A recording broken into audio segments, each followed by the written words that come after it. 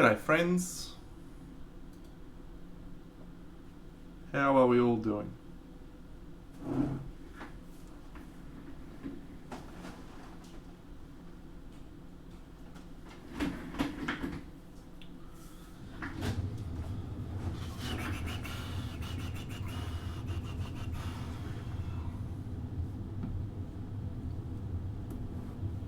Oh no.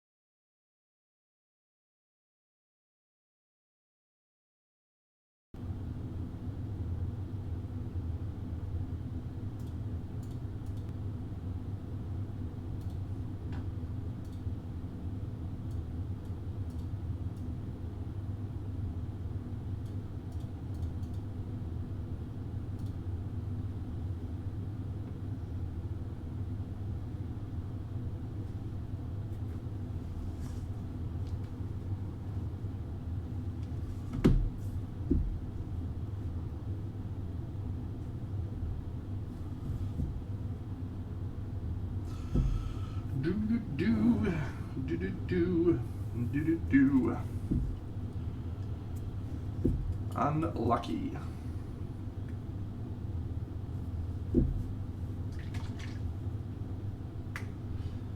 Oh, I better update the stream info actually. I always forget to do that. I'm so shit at that.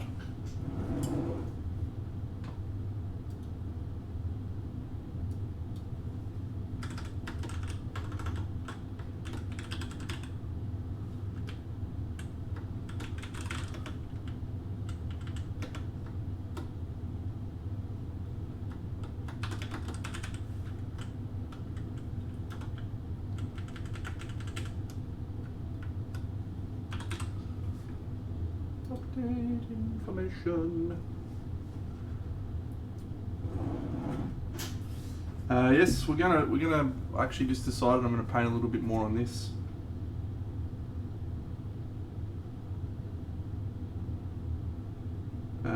But we are going to continue painting Wulfgar, maybe Bruinor.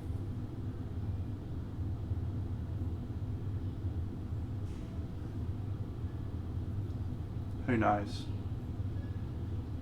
Whatever takes my fancy today. This is a very big project, and so the only way to really reach the end of a project like this is just to stay fun.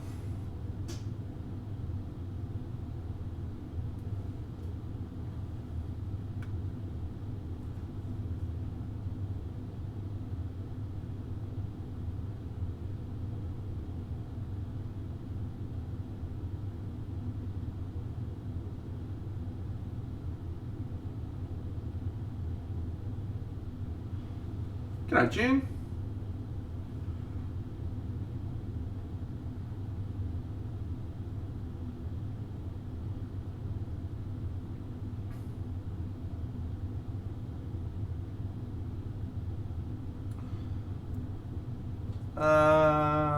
Not really, no. Not really any sculpting on this. This is the dude I sculpted the other day. So he's alright. Did a little bit of painting on him today. But most of the stuff that I did on him I've shown on stream before. So we'll keep working on him tonight. And did some on the Panther. So I'll keep working on him too. But I feel like painting this base. I mean, I sculpted a lot of the rocks and stuff on this base. So I guess I have done some sculpting.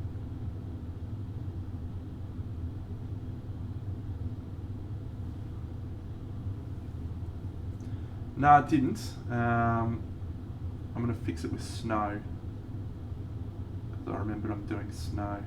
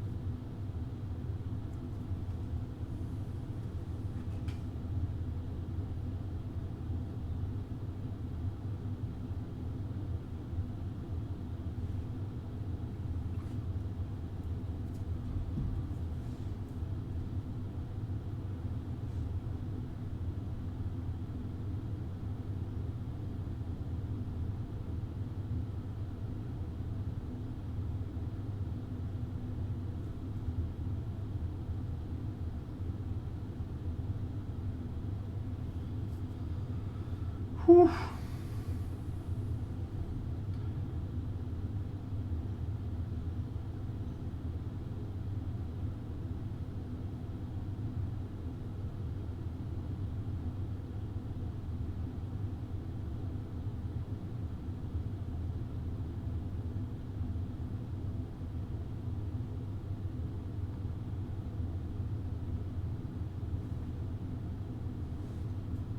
Is there singing? Is there supposed to be singing?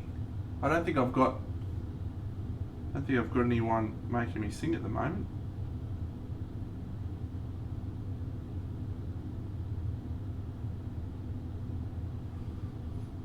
I will though.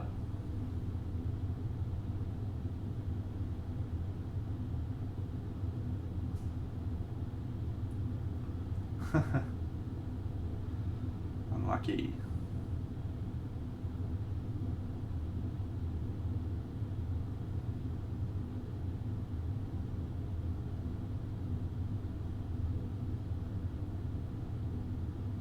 So there's a lot of areas on this. Thanks Wex Jarko. There's a lot of areas on this that are still to be painted. And I'm particularly thinking about shadows more so than lights. But I'm going to do snow. So I've got some snow effects that I ordered. And I've got this to top it off. I'll just have to open this up. I had a look at it today. So this is a really, really fine, powdery looking snow. You can barely see that on the thing because the light's so bright. There you go. So it's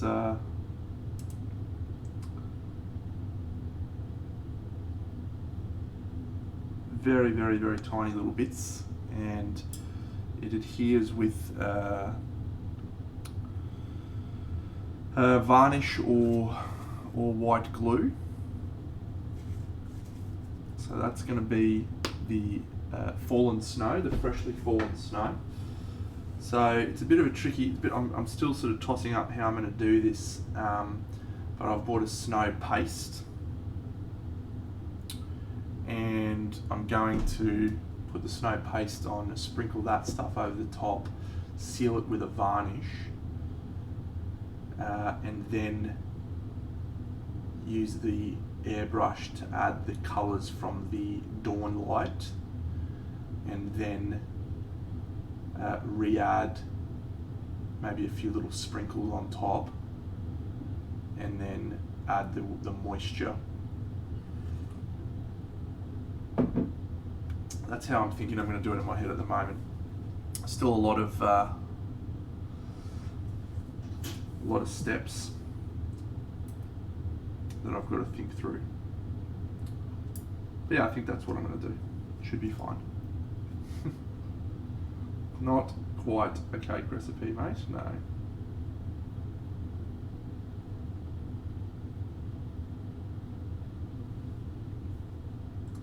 Yeah, so as I was saying before, when you're working on a project like this with so many things, you just paint what you feel like painting. And now that we've got Wulfgar a little bit more advanced, and we've got Gwen started, I'm starting to feel like I understand the colours and the concepts. So now we're going to start to try and refine each of these guys and get them to a stage that they can be a little more completed. G'day Topulus. What a weird fucking exchange in the Kingdom Death Discord.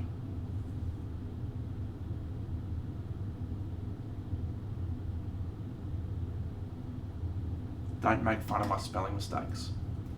Spot on, Ed von Schleck. That is exactly what we're going for. Wintry Dawn. Is that what it's conveying at the moment, do you think? Because if it is,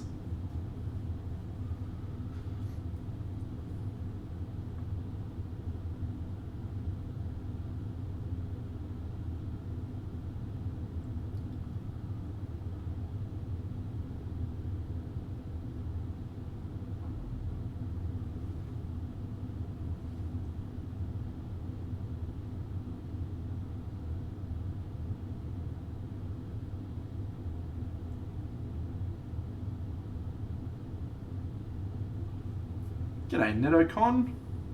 How are you, mate?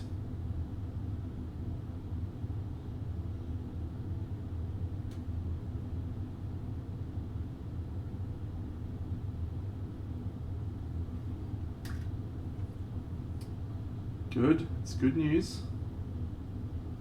We're happy with that, if that's the case. G'day Kaya Rodan.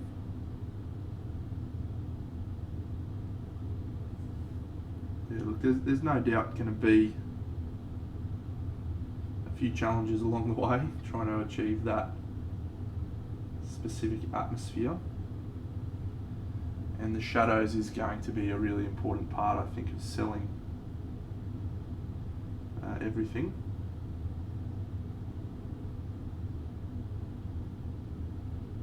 So we'll see where we get with that.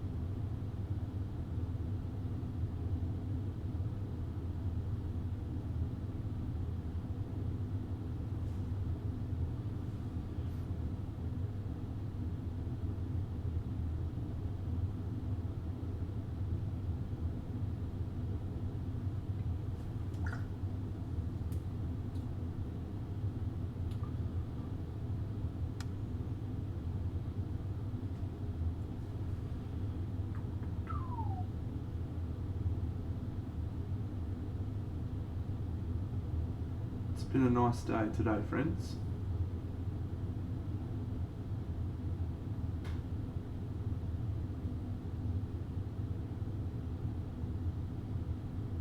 Bit relaxed. My friend Gavin came over for a paint and then didn't paint anything. Just actually sat down and watched netball.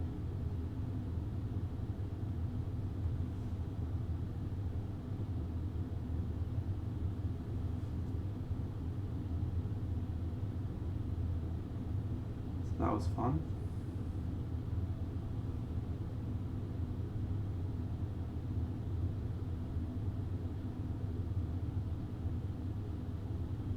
That was fun.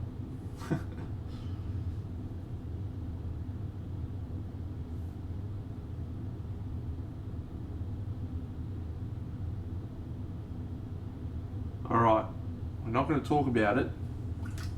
Get into it, Jan. Get a calf, mate. We're not going to talk about it, but One Division came out last night, the finale.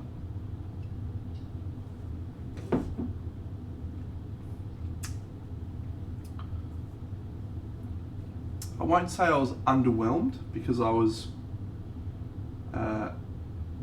quite pleased. I would say I was whelmed. Wasn't underwhelmed, wasn't overwhelmed. It hit all the right notes for what I wanted it to hit. My biggest concern or issue with it was that there was a few unresolved plot things that I really wanted to know more about, or storylines that I wanted to dive into. But no doubt all of that is going to get touched on in the next two Marvel films, which is Doctor Strange in the Mansion, the Multiverse of Madness, and Captain Marvel 2. So, oh, well done, Jan. That was a quick strike, mate.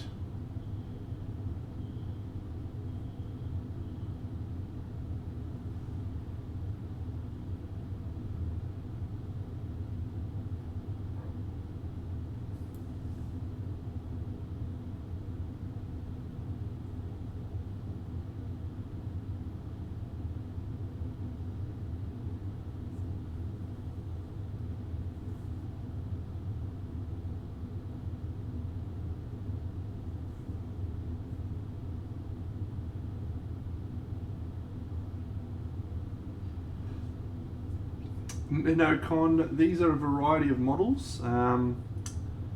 Each of them came from a different manufacturer.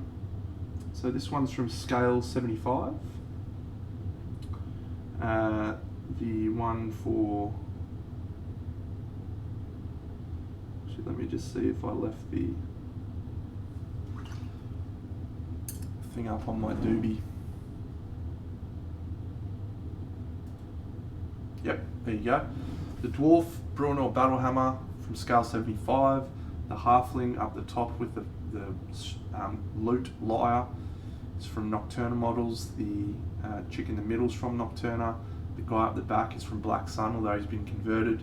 And the other two, the Elf and the Panther, are from JP Studio.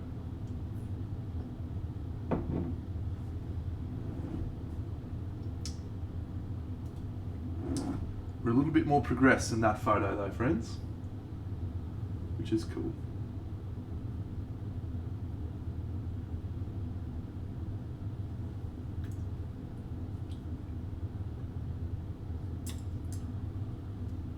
Oh, look at this. That's the ticket. It's peanut butter jelly time, peanut butter jelly time.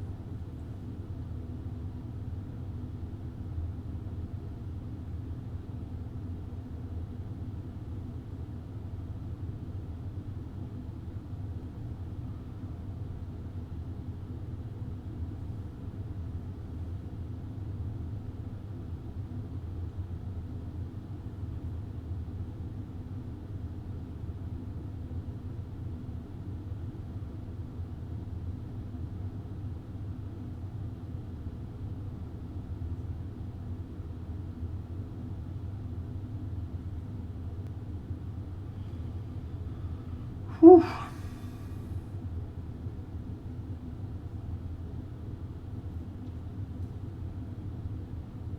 Alright, I really got to figure out what I'm doing with this chainmail and what I'm doing with this patterning.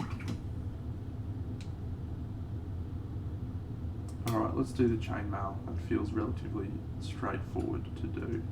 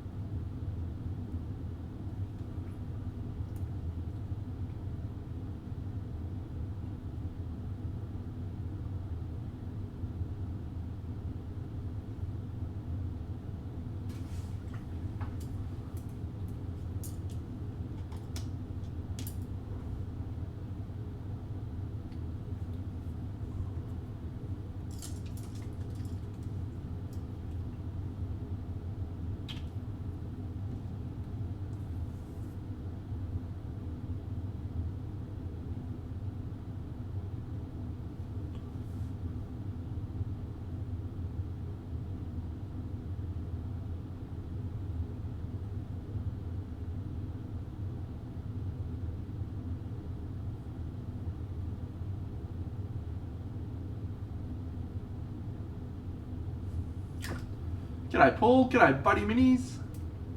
What's happening?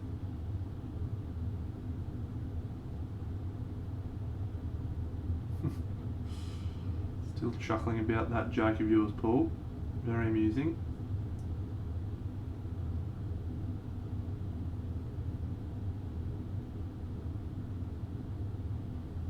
Oh, did you really? I am on a bit early today, Paul. Well spotted.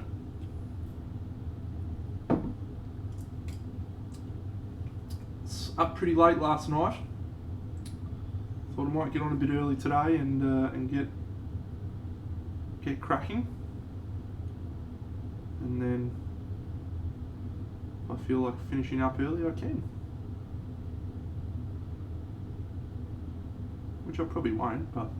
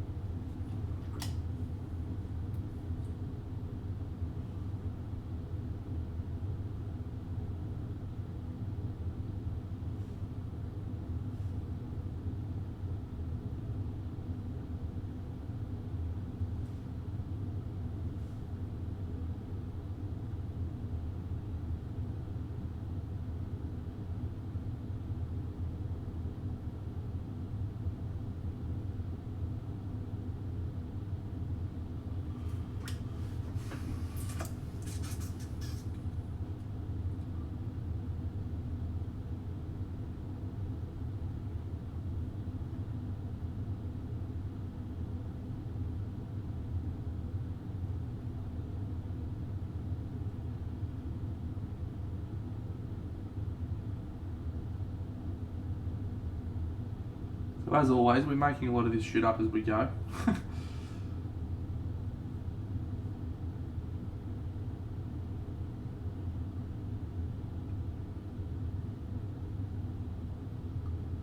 So the biggest thing for me with this piece that I've been sort of mulling over is I feel like the colour palette should be very cold.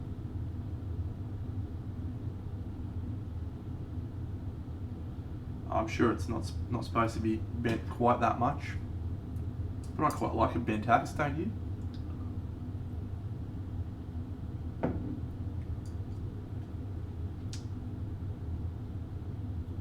As my hips don't line up good enough for you, mate, do you need Denise to sing it, do you? Come up in here in this fucking Twitch stream talking about Denise.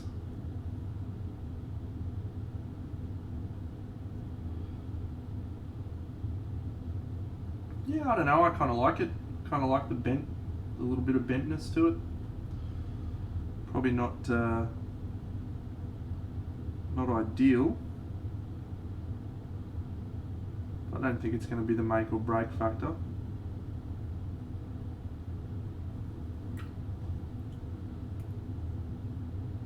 I think this thing should be a belt of leather. So I might do that. But first,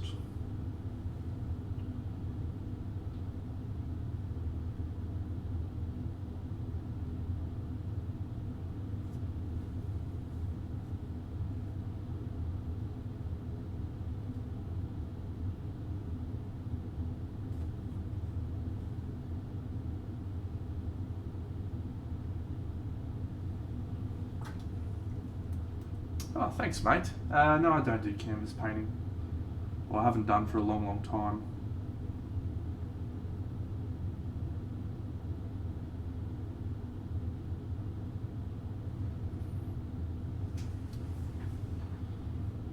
I am doing sunrise for this diorama, rainbow chainmail, indeed.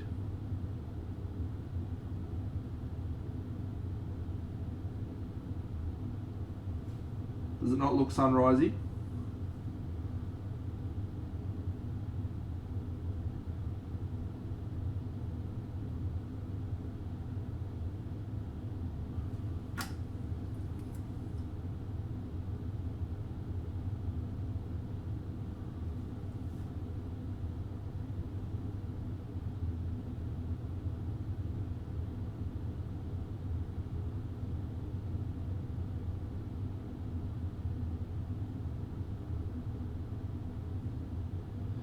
Sure, I'd be envious. Yeah, no, good shout actually. So what I meant by that was the characters live in an environment that is very cold, and so it stands to reason that if they're hunting and etc., that they would have clothing that is appropriate for that environment.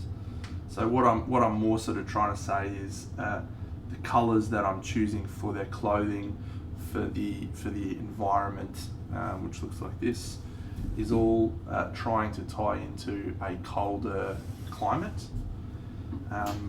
But I'm then trying to add the warmth by the light.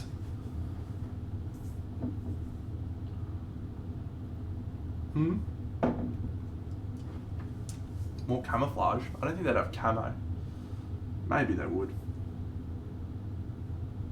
Yeah, I'm feeling my way. I'm doing what feels fun and interesting to look at, whilst trying to think about that environment as well. Thanks, Mark Placon.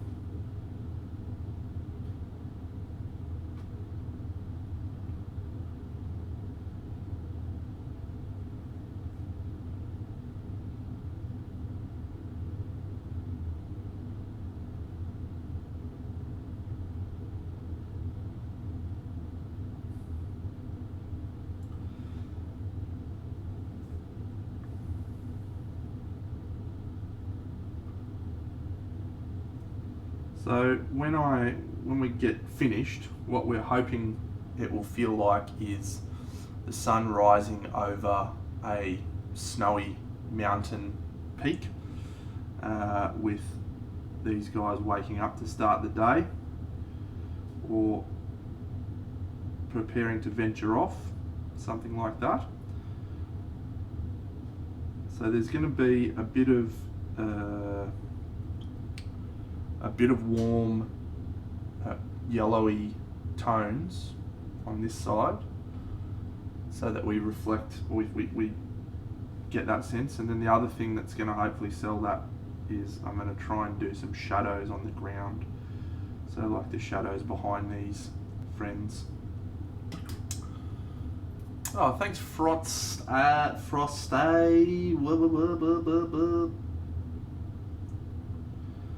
So it's still something I'm hoping I'm going to be able to pull off. I don't know.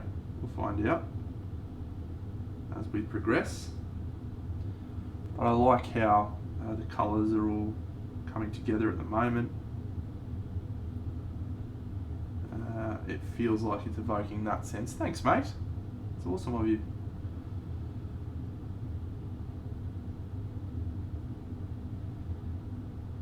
But I don't know. It's a bit early to determine whether we are going to succeed or not.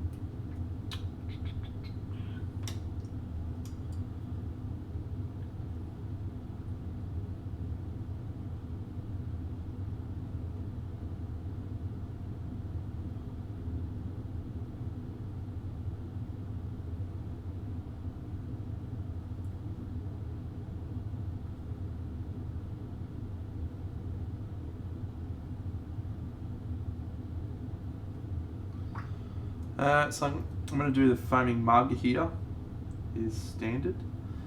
Actually, is Wampa on? I might just Google a foaming mug, because I've got to build the mug for the shield as well.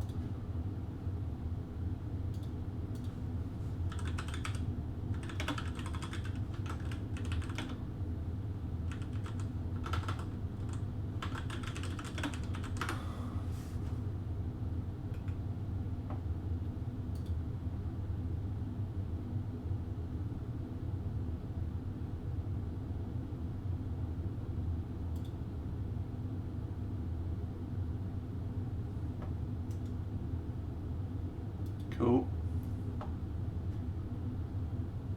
Alright, that should be fun. Let's see if I can do that here.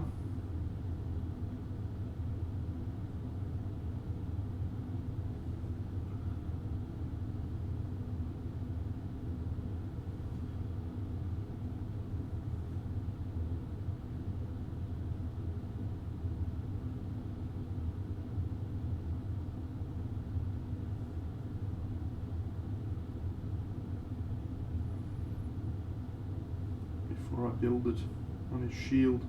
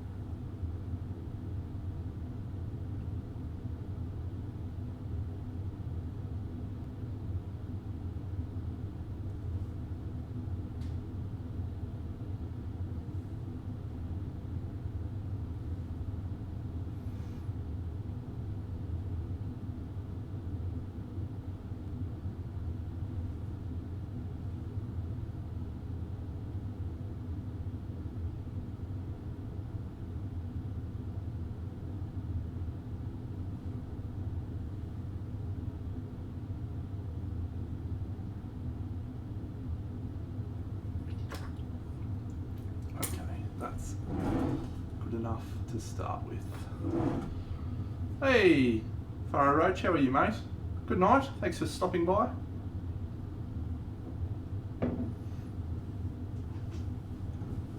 G'day, Lord Shader. Cheers. Cheers.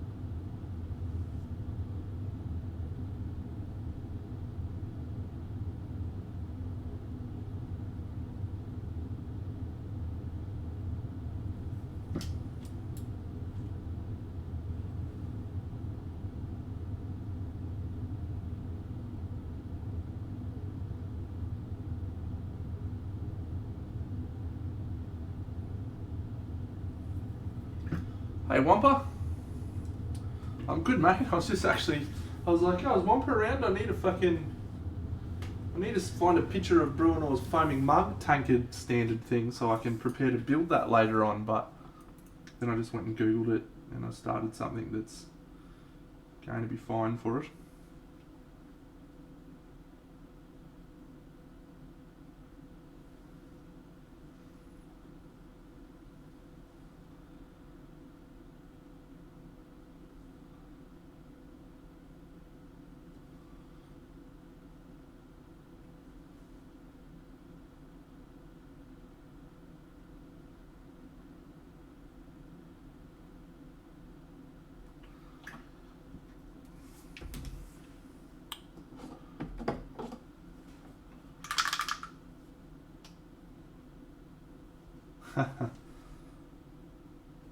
Well done.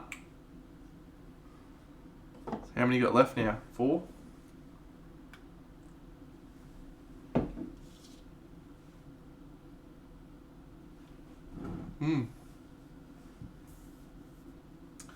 Good. Well, we're gonna give it another week before we talk about it, just in case anyone's not got a chance to watch it.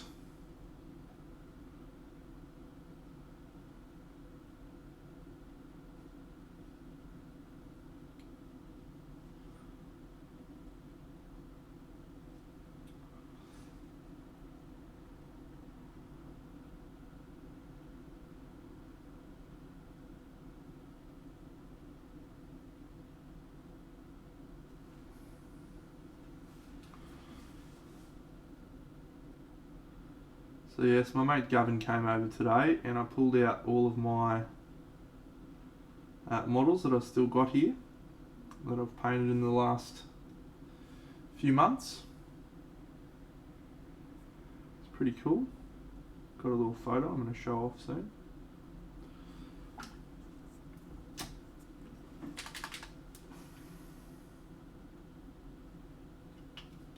Might as well show it off now, actually. This is my work over the last few months. I sort of forget sometimes quite how many models I paint. So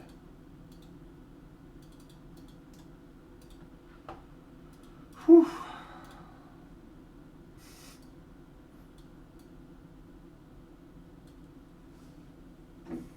Not bad.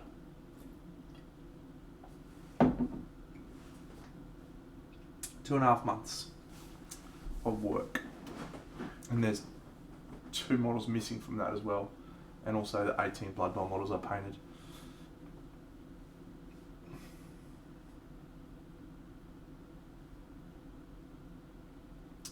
There's a few things I really like taking photos like this, because I think it's useful to look at them as a whole and see, hey Hobby Goblin Joe, I think it's useful to see like how I have a very recognisable style, I think, but I try to shift my palette a lot so that I'm not always just painting stuff that looks like the same colours, and I think I'm pretty pleased with how I've achieved that over this last 3 months, because it's there's a lot of different colours and a lot of different styles in there, A lot of the skin tones are similar colours, but when you look at the barbarian chick on the left versus the Barbie Yaga on the right, very different colours, and then, hey VPC, and then different colours again to the witch and the barbarian and the dwarf. So there's a shift of colours. So I'm pretty pleased with being able to change and adapt my style a bit, and I feel like this is another example of what's going to be quite a different style for me. But I will say that my style is very high contrast, so we're definitely seeing a lot of high contrast stuff. Let's paint some more Wulfgar. Wulfgar, son of Bjorngar.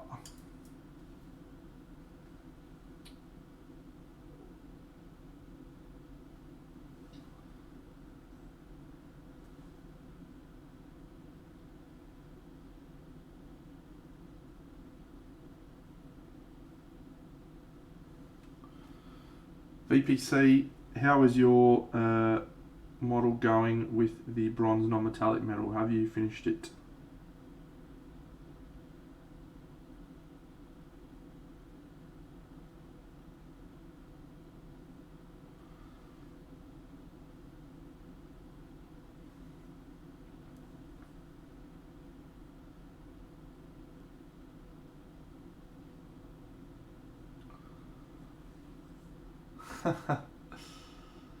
G'day Droopy. You'll probably find, just like we do with celery, thank you for resubscribing, you champion, we're probably going to find that we still call you Droopy. We'll find out.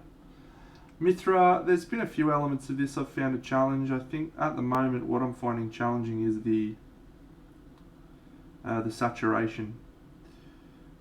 With most of my works I tend to be very, very saturated, and if you look at the base, we've got sort of pastel colours happening, not intentionally, because of how I'm trying to approach the light, the warm light. So I want to balance having that warm colour up for the light, while still, just spat everywhere, very good, while still having a model that feels like my style in terms of how saturated it is and how much colour I include. So that's sort of where I'm finding myself caught at the moment.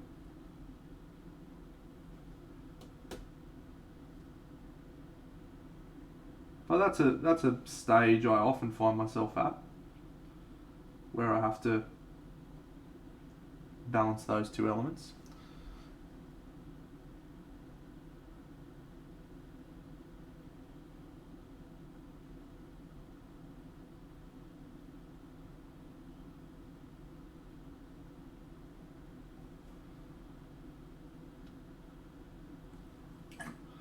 Alright, I haven't actually done this for a little while, so I just want to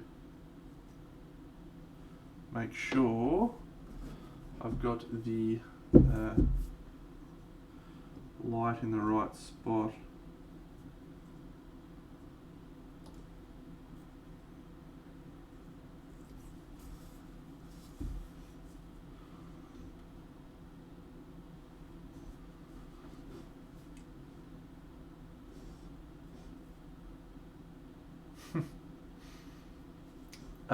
This model is from Black Sun Miniatures, but you will find it is called Rozok the Beastmaster, and he is riding a great cat.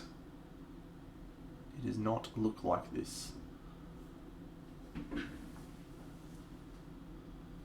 Alright, cool. I'm glad I did that, because I think I need more green.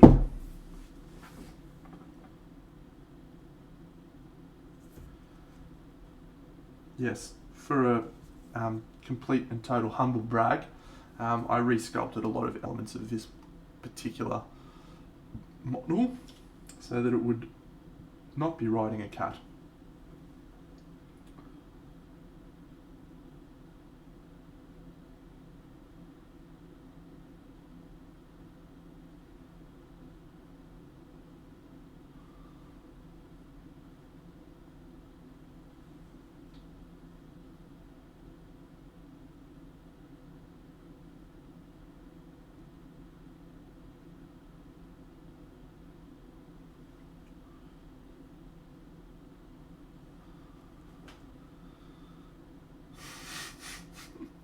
Yes, you will. You'll find Black Sun. They are. There's a couple of just pure sword and sorceries in there. There's one with Conan holding a lost princess over his shoulder, which is unreal. Another one where Conan's running into a temple to save some people. Yeah, they're one of my favourite manufacturers.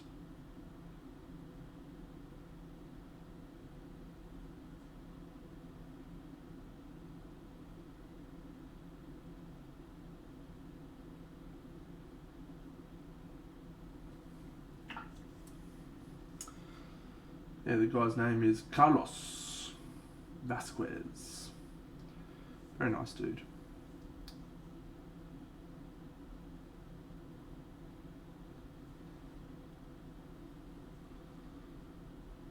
The resin quality is excellent, mate. Yeah, there's very little cleanup.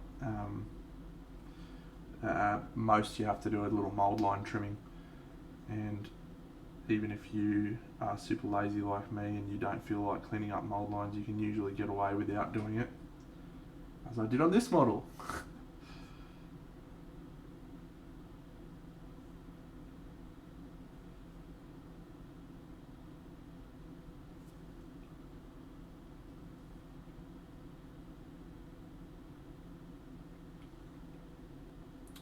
Ah, thanks Hobby Goblin Joe, that's awesome, mate.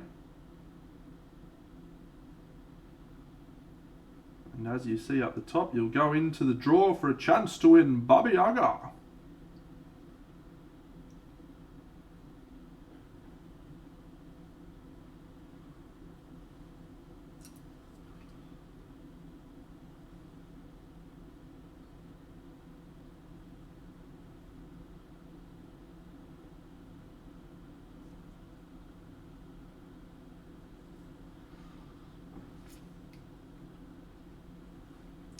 So what I'm doing here, I did all my basic sort of colours just to sketch in the volumes and get a bit of an understanding of everything, and now I'm really thinking about the light from the warm side, and now I'm about to go into the cold side and add some more of that cold colours.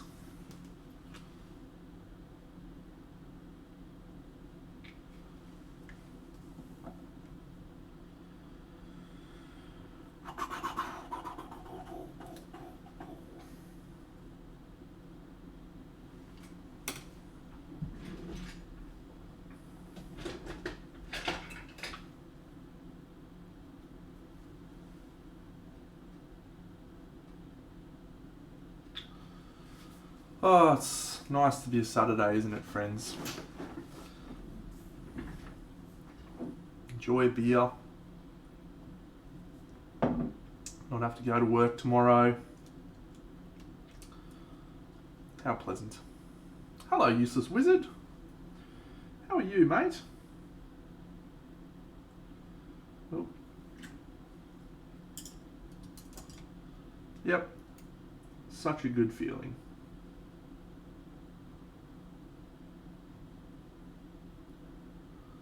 Oh, VPC. I'll give you the hot tip, mate. Getting on my stream is probably not going to help. Unless you want me to give you a practice question. I do some interviews for my job normally.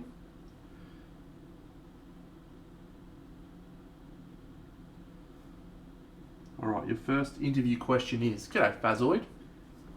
Your first interview question is... Name a time you had to deal with a challenging situation, how you approached it, and what things you learned from it.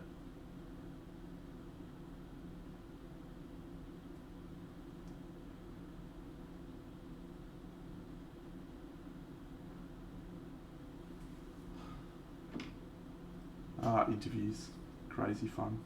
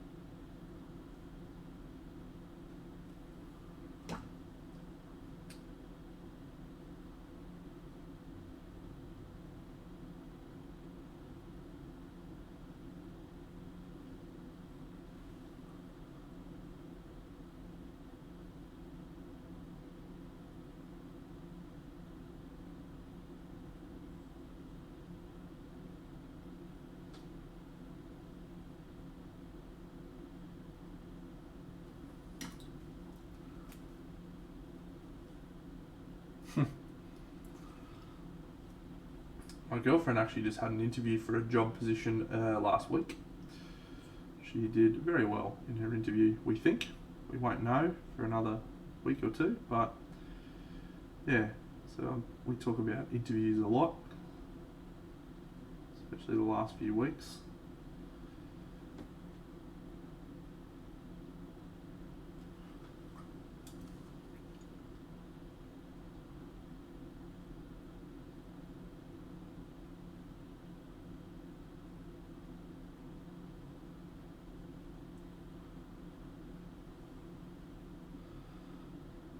Could not agree more, Droopy. And I am proof of that. My strike rate of bad workers is about 1 in 5. In the last 5 years, I've probably done 150 to 200 interviews.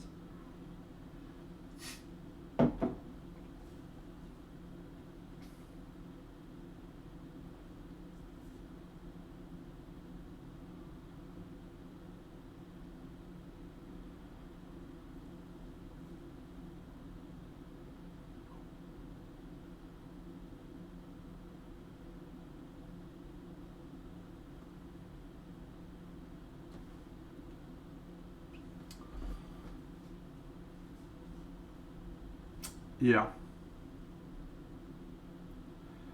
I have 2 questions that I ask in interviews, and one of them is always, what's your favourite movie?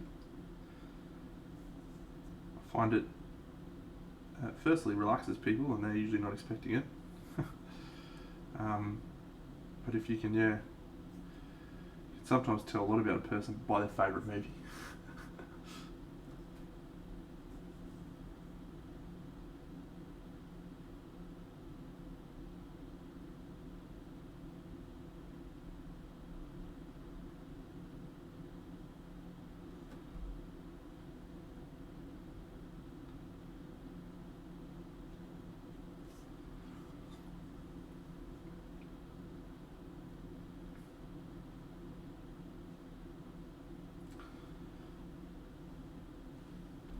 Fifth Element, great selection. Last of the Mohicans for me, is what I say. My favourite movie.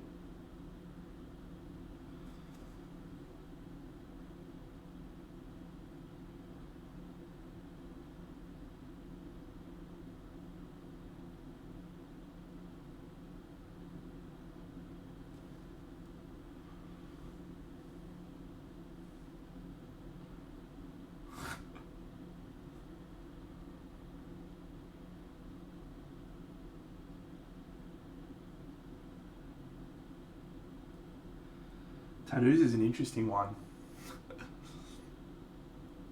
because there's so many things you're not allowed to discriminate against and you're not even allowed to ask questions about, but you are allowed to make a decision based on someone's appearance, as long as you're not basing it on their weight.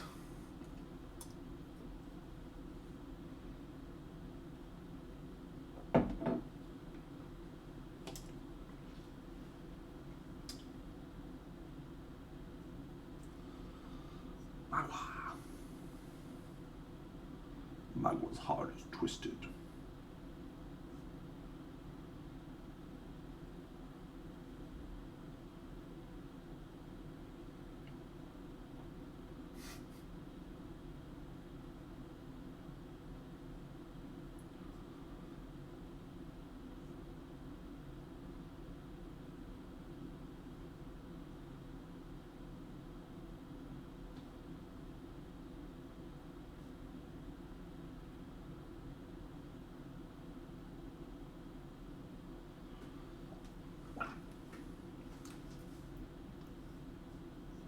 He-Man. He-Man.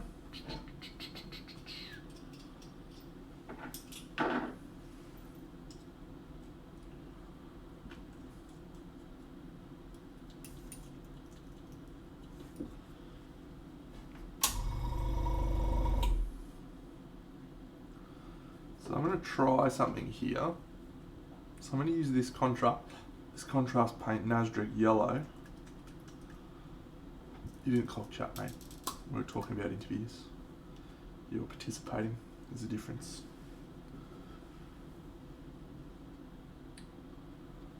I'm just going to add a smidge of yellow.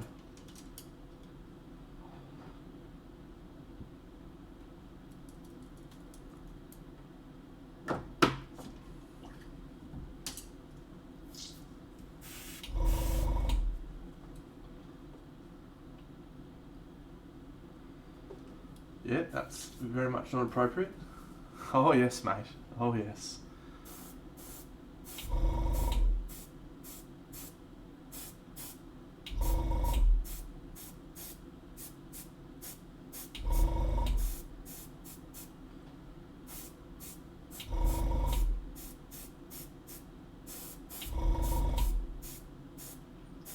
Stay a while, my friend. Thanks, Wampa. You'll learn many things.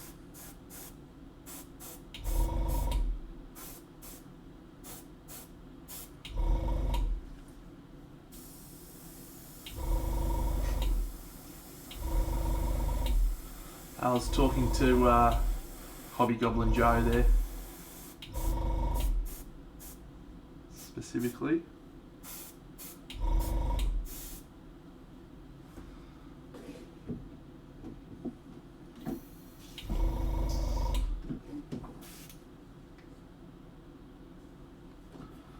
Now we're going to do a little bit of this. Well, mate, I can do a little bit more than that with my airbrush.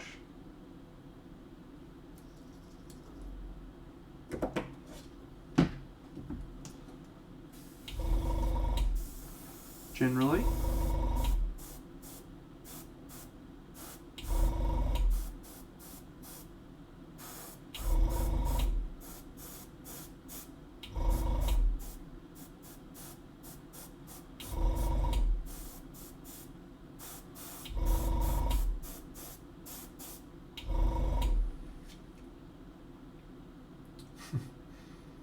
Yeah, I'm just going to paint the runes, mate. That'll be easiest, I think.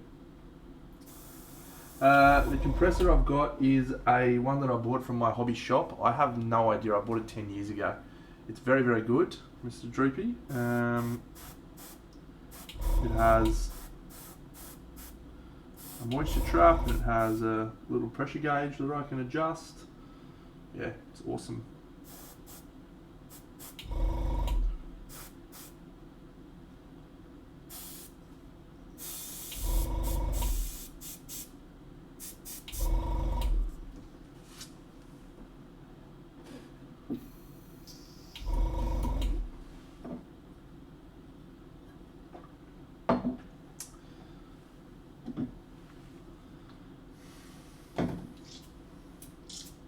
Now we're going to do some cool shit, Hobby Goblin Joe, with the airbrush. Wait till you see this, mate. As he proceeds to completely fuck up whatever he's about to do.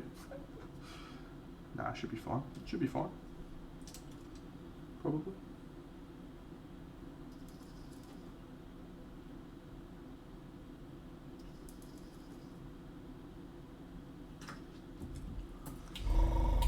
So what it does, mate, is it filters the color. So if you've ever mucked around in Photoshop, when you use a filter, what it does is it changes all the color evenly across the surface. But that has a few effects. What it does is it will soften any transitions because you're sort of putting little dots of paint, so it's making everything look a little bit smoother. You're reducing your contrast, so you're having everything come a little bit closer towards a central contrast level, and you are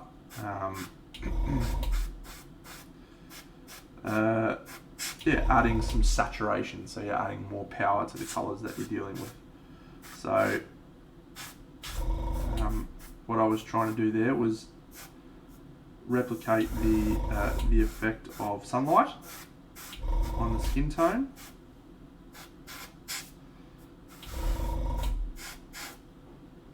Which I think we've done reasonably well for the moment, especially when we look at this for this angle. Sort of looks like we've got sunlight.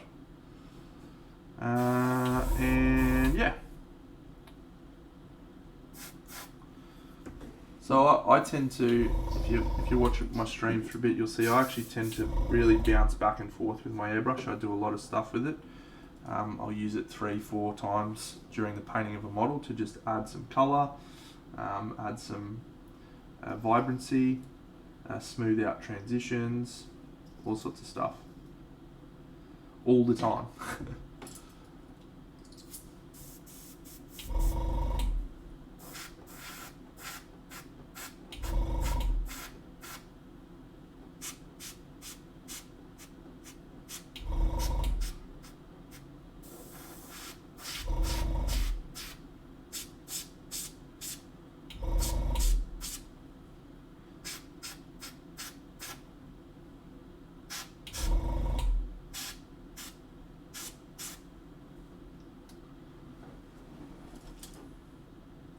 I don't know, like 25 or something. I'm not trying to do super fine detail stuff here, but I would normally lower it a little bit lower if I'm trying to get fine detail.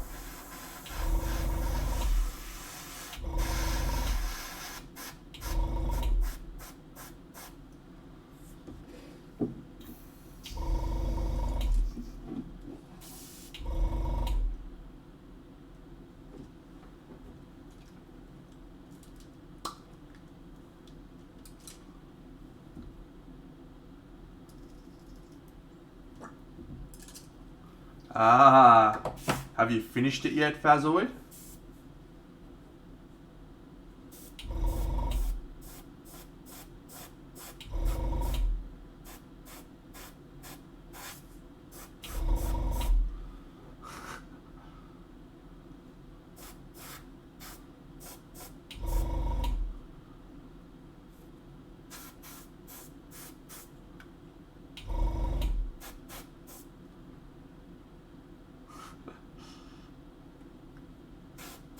Cool. Well, I look forward to chatting to you about it in a few days' time when you finish it.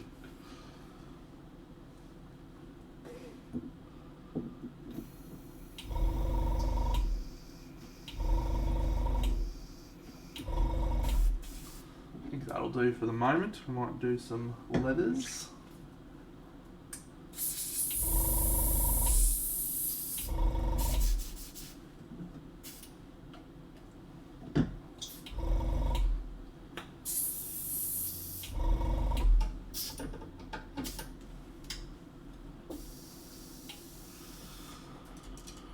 Whew.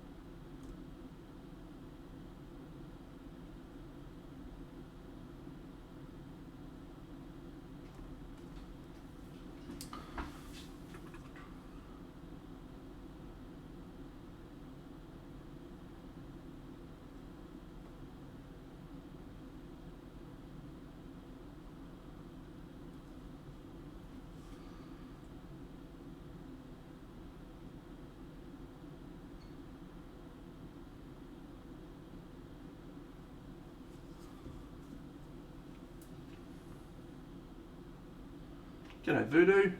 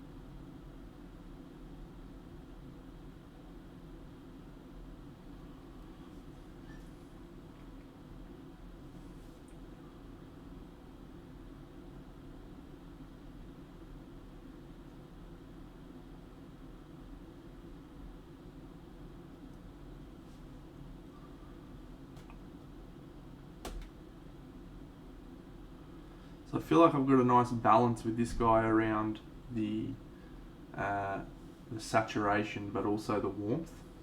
Whereas I feel like on some of the others, I'm maybe leaning towards a little bit too desaturated. So we'll need to work a little bit more on the others, but I think that this will be my barometer for the sort of colour scheme I want to get to.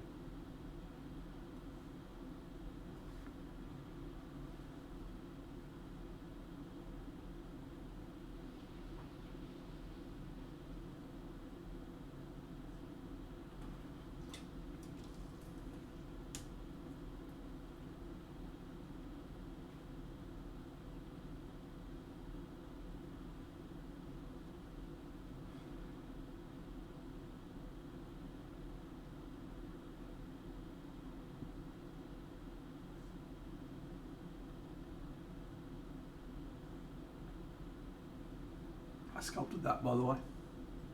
So, that's how I roll.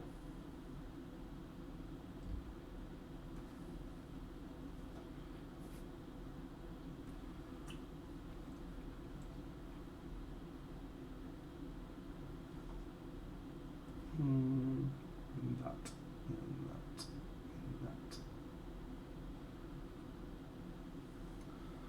Shave your head. Do you shave your head because you think it looks good, or do you shave your head because you're going bald and you don't want people to know?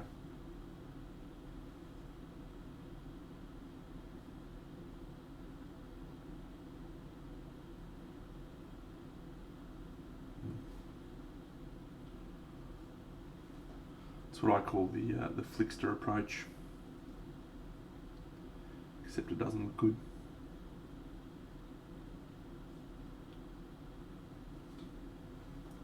You can tell him I said that too.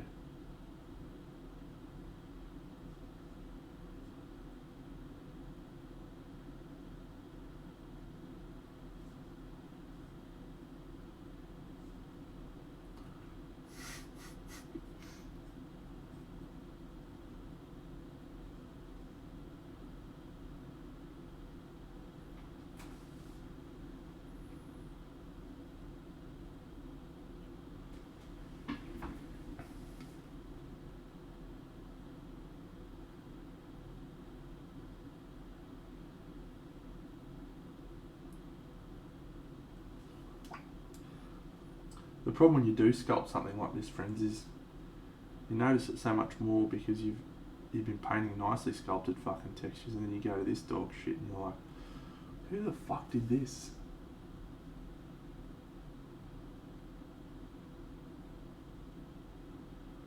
Well, you guys have probably got a better angle on my melon than I have, but my pop died when he was 75 or 80 or something, and he had a full head of hair, so I reckon might be a bit thin on top, but I reckon the hair's sticking around.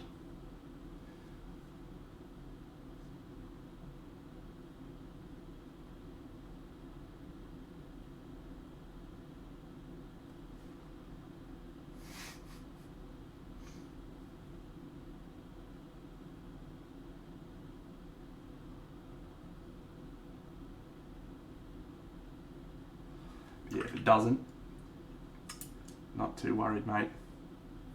Chicks don't dig me for my appearance. They dig me for my mad painting skills.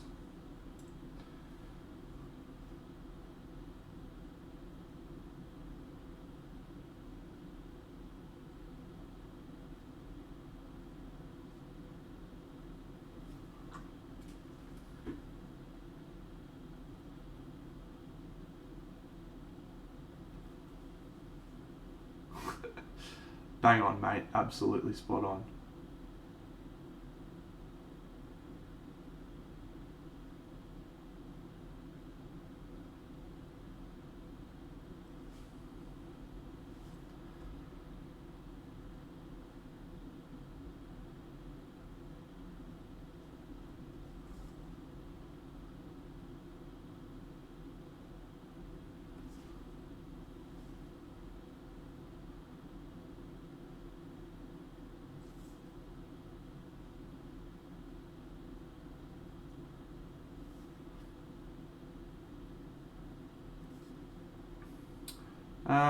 A while ago I tried some. Haven't used them for many a while. I seem to remember they were fine.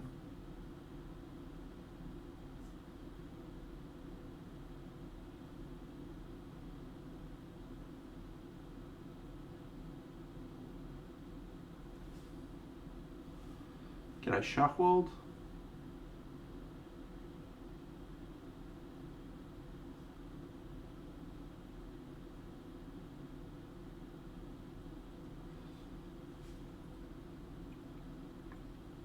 So there's a guy, a painter by the name of Kirill Kanave, who is probably considered by many to be the absolute world's best miniature painter on the planet.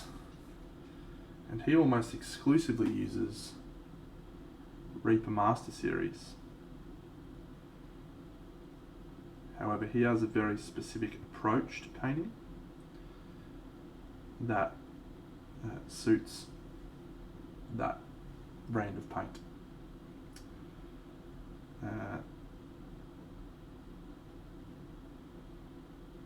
I think there's probably 4 or 5 people that could lay claim to that title at the moment at any given day, but Kirill would certainly feature heavily in the conversation.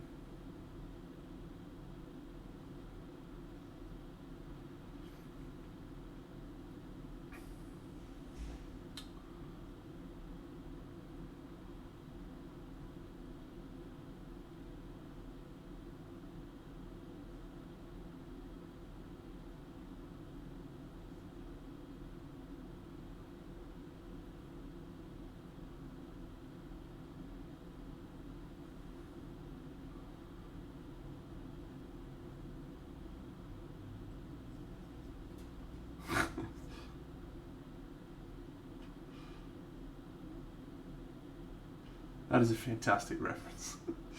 That is a fantastic Australian reference that nobody else will get.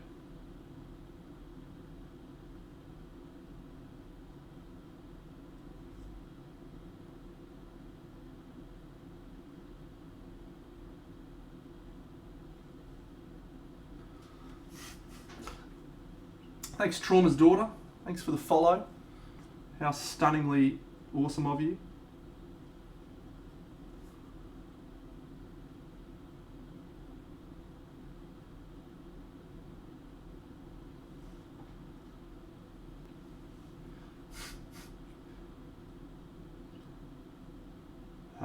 Aren't you supposed to be shaving your head? White Wolf Rangers reference. It was referring to a TV commercial in Australia where a dude walks into a newsagent and he goes, "Can I have a fucking carton of milk, thanks?" And this lady behind the counter goes, "Low fat, no cream, no sugar, 6 fucking farthings, soy, linseed, whatever." She just comes out with it. And he goes, "I just want milk that tastes like real milk." So she gives him some milk. But, yeah, it was a meme going around for a long time. Very, very funny.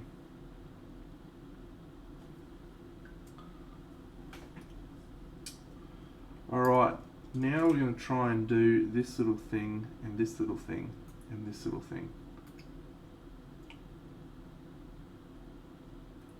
I'm going to try and remember the colours I used.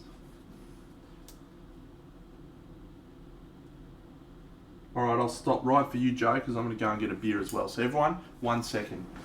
Joe's going to be back in a second.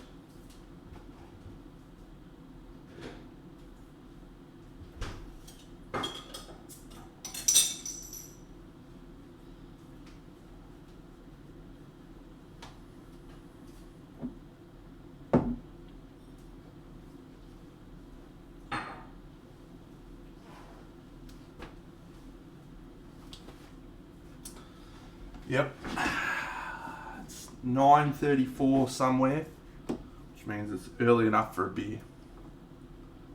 Wyl's posted the link. Amazing.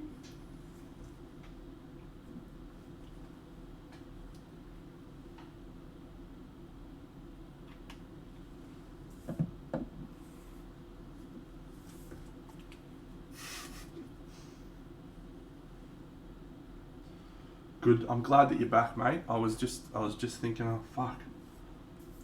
Wonder how long he's gonna be. But you're back, and that's all that matters.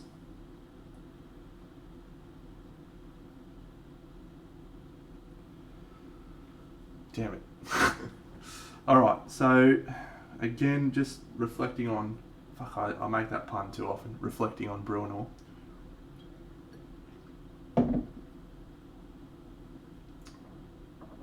With his dwarven forged chainmail stuff, we want to try and catch a similar vibe from that metal to this metal.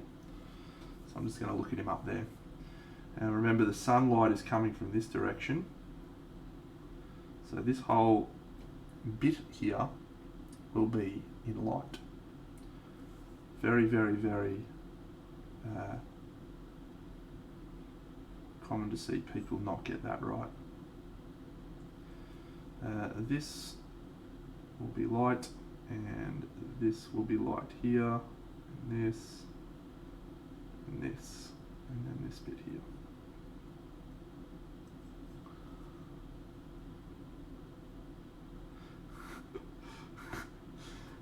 Is this the same one that's in love with a printer?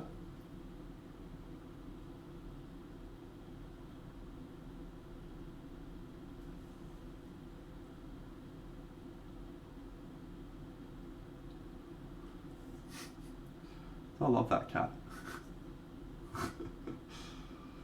That's one of my favourite cats. I nearly fucking bought a cat today. Wow. I was at that pet barn with my girlfriend. We were picking up some stuff for the little dog mate, little Hugo. We were chatting away.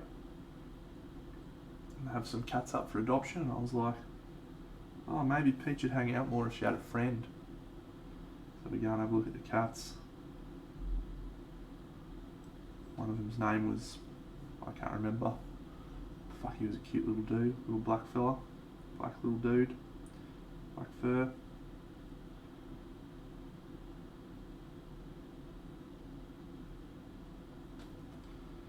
And yeah, he was very affectionate.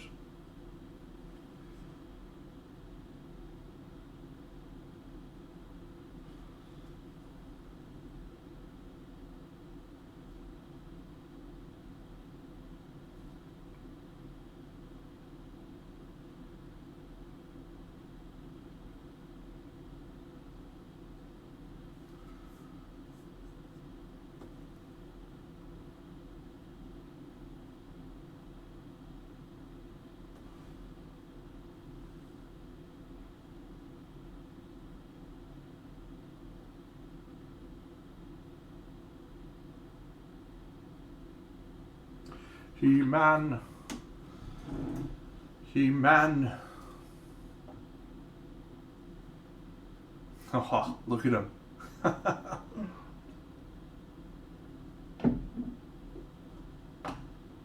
They look like little Charlie Chaplins.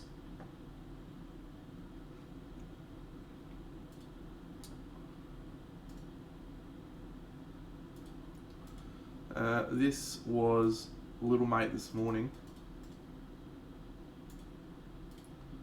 When I woke up, he decided he was going to rest on my hand. What a little guy.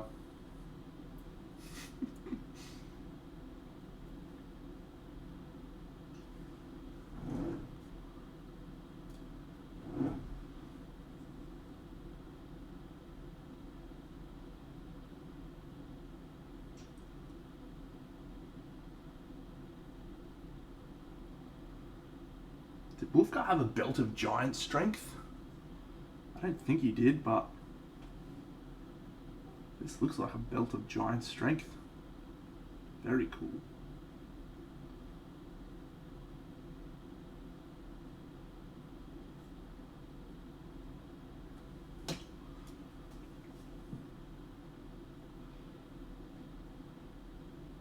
Well, I'm going to pretend that he did.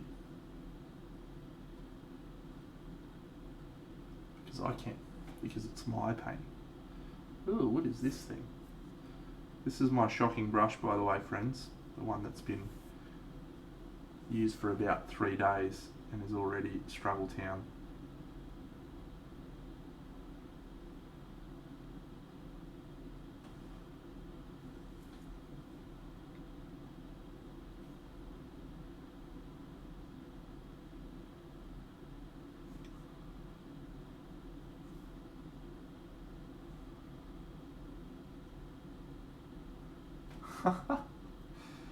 Amazing.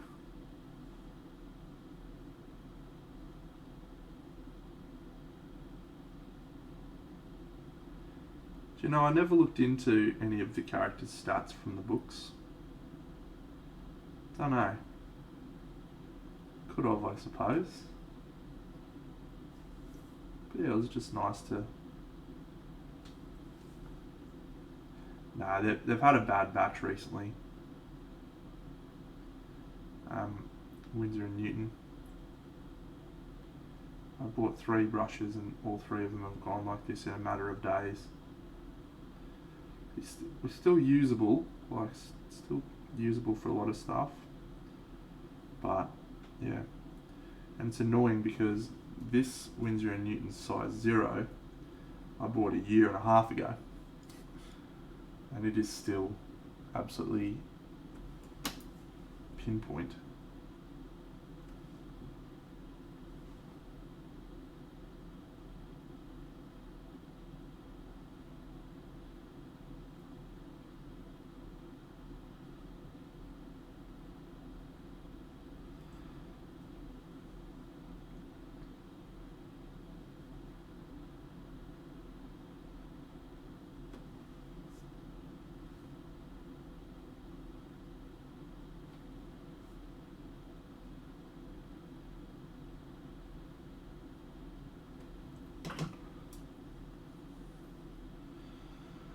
I had, a long time ago I had some Raphaels, so yeah, I'm going to be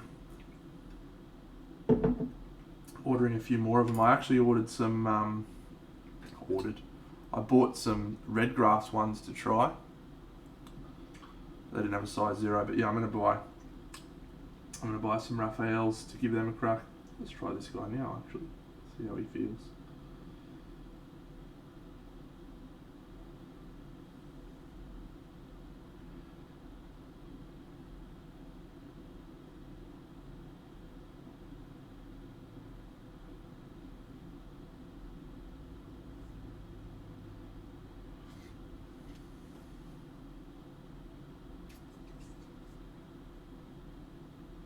So one of the things I like to do is cheat.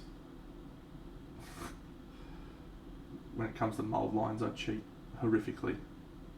There's a giant big mould line here, right? I'm just going to paint it like it's textured. You can just add a little, like a drop shadow alongside it and it will look absolutely bang on.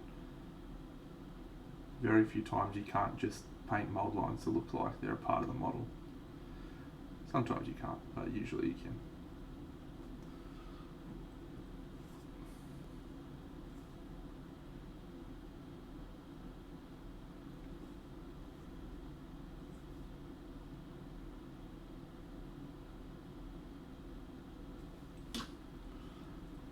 Oh, I can't wait, Sharkwold. I'm gonna have to keep painting, mate. I hope you'll understand. I hope we can still be friends.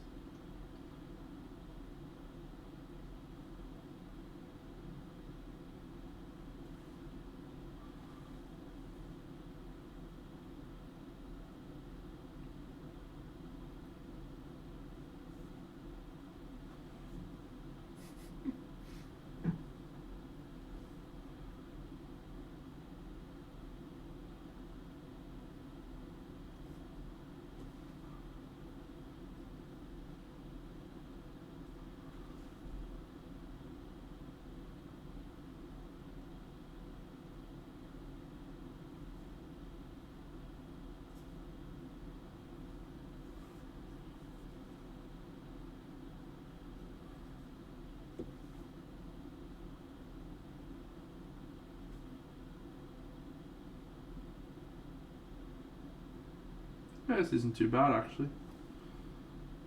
Not a bad brush anyway.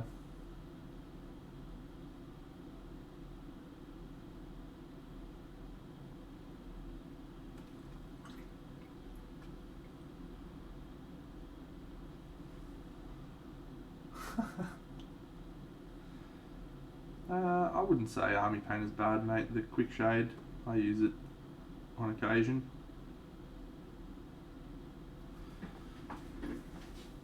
I don't think there is a wrong or bad thing to use. I think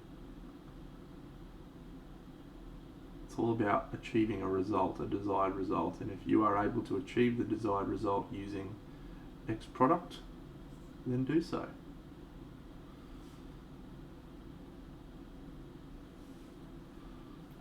Oh, Plank Walker, welcome back, mate. See you off there lurking. Every time I see your name, by the way, I think to myself, Planeswalker. Reminds me back of that that D&D setting. What was that fucking setting called? Planescape. Fuck yeah. How good was Planescape?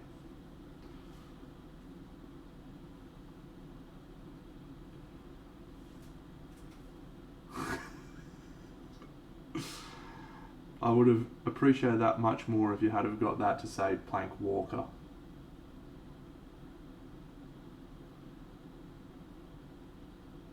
You've let yourself down there. I think Planeswalker is also Magic the Gathering, yes.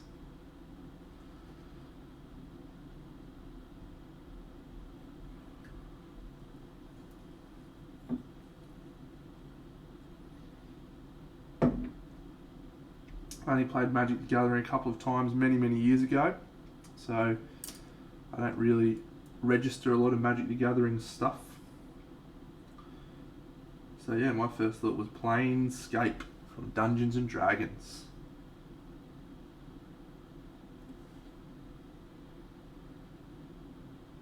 But I will say that that campaign setting was not my favourite campaign setting. My favourite campaign setting was probably Dark Sun. Love the Dark Sun setting. Love the Dark Sun computer games. Awesome. I've only completed like 3 or 4 computer games to completion, right? I'm not much of a computer gamer. I used to play a little bit more when I was younger, but not really. I'm much more of a board game miniature gamer. But there's been a few games that I've played, and Dark Sun Shattered Lands was one of the ones I've finished. Played it a lot. If you're interested, the others were Baldur's Gate Dark Alliance on the PlayStation, Secret of Mana on the Super Nintendo. Fuck me, that game. All-time favourite, probably. Then Super Mario Brothers on the Wii. Completed that several times. And if you've ever played that, there's the final level you fight off against a big Bowser. Man, I was an absolute jet on that level. Finished it like 4 times. Sensational. Actually reminds me of one day we had had James and the other boys, Moopsy, staying at my house for a tournament, and we had another guy staying with me. His name was Russ. We called him the Rusty Trombone, and he thought that was great. He loved having a nickname. We didn't tell him why we called him Rusty Trombone. I'm not going to explain it now, but yeah, if you want to know, I'm sure you'd be able to find it. So yeah, we used to call him Trombone, and he loved it. He loved having a nickname. He loved being a part of the group. But fuck, he was a pest. He was a pesto. So he stayed with me this one weekend, mostly because I had space and he asked, and I'd painted some models for him as a commission a long time ago, and so sort of felt like, oh yeah, I'll let the trombone stay with me. It's a nice thing to do since he's paid me to paint some models for him. Anyway, so we were playing Super Mario Brothers on the Wii, 4-player. And if you've ever played Super Mario Brothers, you would know that there's a few ways you can die. One of them is falling into lava. In Super Mario Wii, you can each be on the screen at the same time. You can control 4 characters at the same time. And we would basically, in Super Mario Wii, you could die and you wouldn't automatically lose the level because the other 3 players would still be going. So you had a certain number of lives. So we were in this level and we were all playing, and Russ was there, and he had no idea what he was doing. He's fucking having the best time laughing with his mates. He thought it was great. And Moopsy and I were both very, very good at Mario. We used to pick him up without him realising. He'd be like, oh, I'm just running. I'm sorry, mate. I don't know what's happening. And then we throw him into the lava. And I reckon we did that 20 times on one level. And fucking hell, it was so funny. He got so angry, he nearly threw the Wii controller at my TV. So we decided we'd better cool it down a bit. Haven't spoken to Russ in a while. I'm sure everyone's surprised to know. No, he was a nice guy. You know, some people, like, they want so desperately to be friends with everyone that it sort of hurts them being friends with everyone. You know, just calm down, mate. You know, life's okay. You're gonna be fine. Just chill out. Have a relax.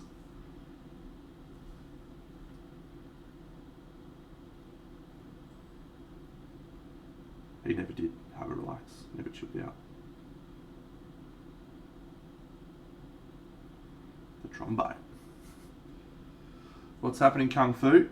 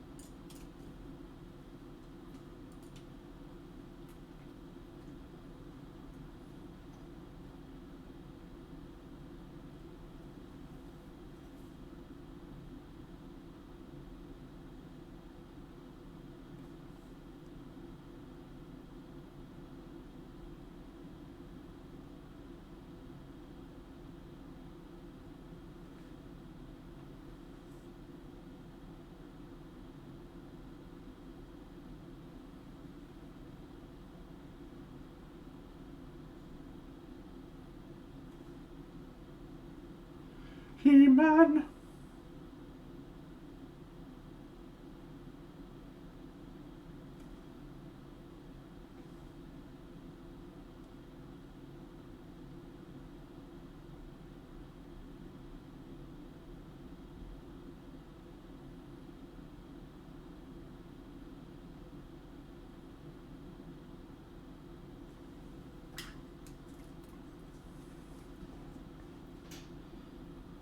Yeah, that can be annoying, mate.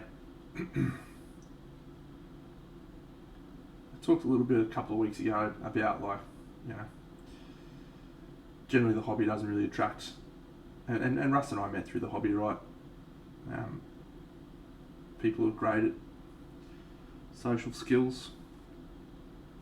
Russ was out there doing his best. But we never intentionally excluded him or acted, treated him badly. We just used to pick on him a bit. But that's like Australian. Australian. Pick on someone.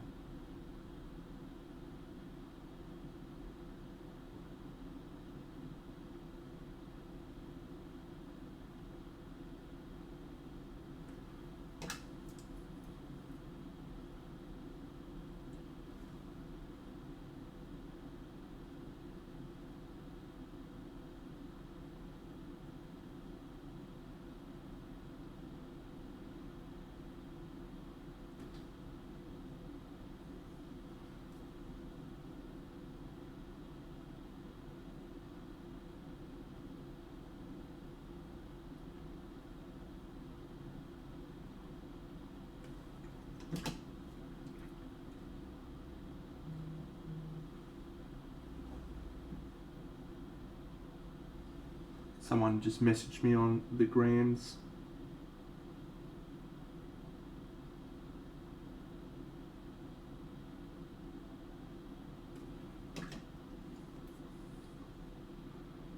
I have used DaVinci's, yes, quite a while back now. But yep, definitely have used them.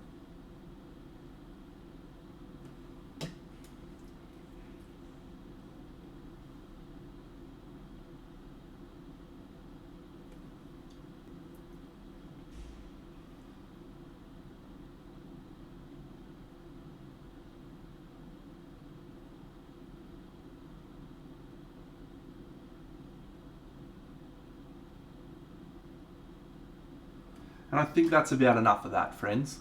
That's about enough of the runes, because I am dog shit at doing them.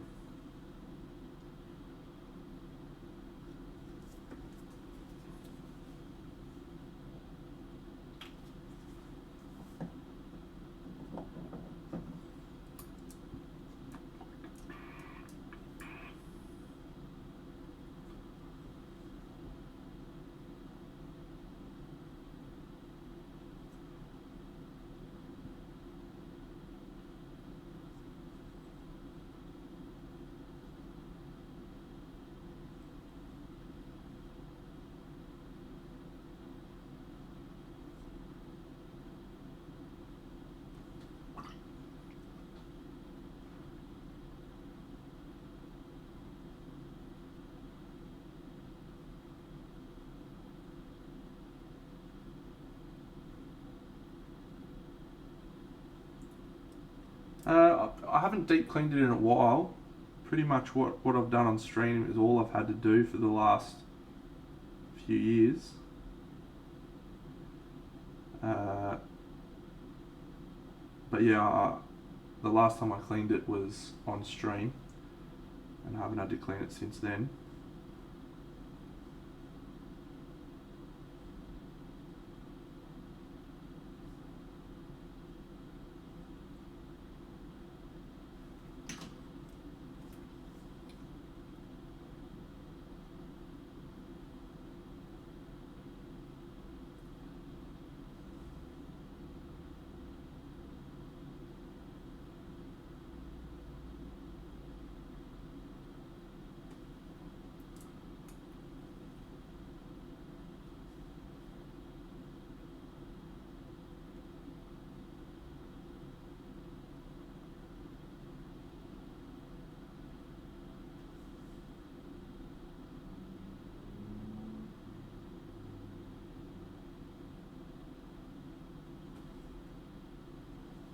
Ah, thanks, Hulls Transistor.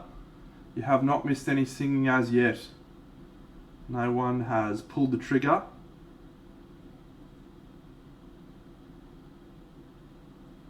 Thank goodness.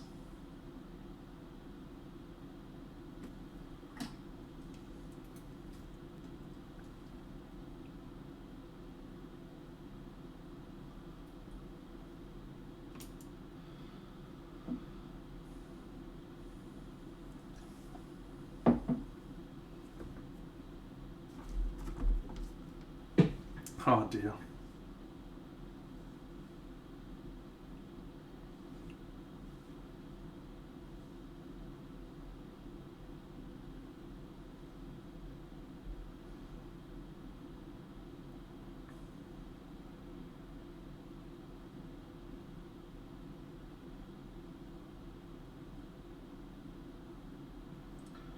It's one of my good friends.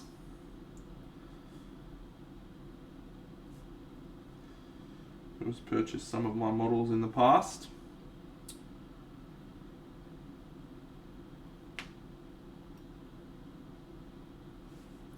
It's a very nice dude. We got a raid. Is there a raid happening? Did I miss a fucking raid? Oh. Thanks for nothing, Rumble. In the jungle.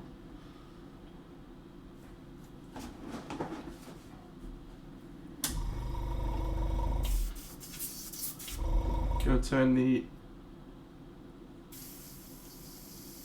air down a smidge.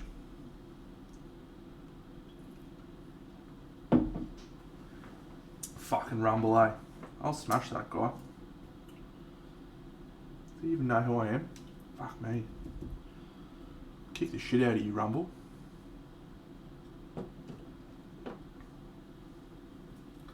I'll be hitting you from so many different directions you'd think you're fucking surrounded, mate.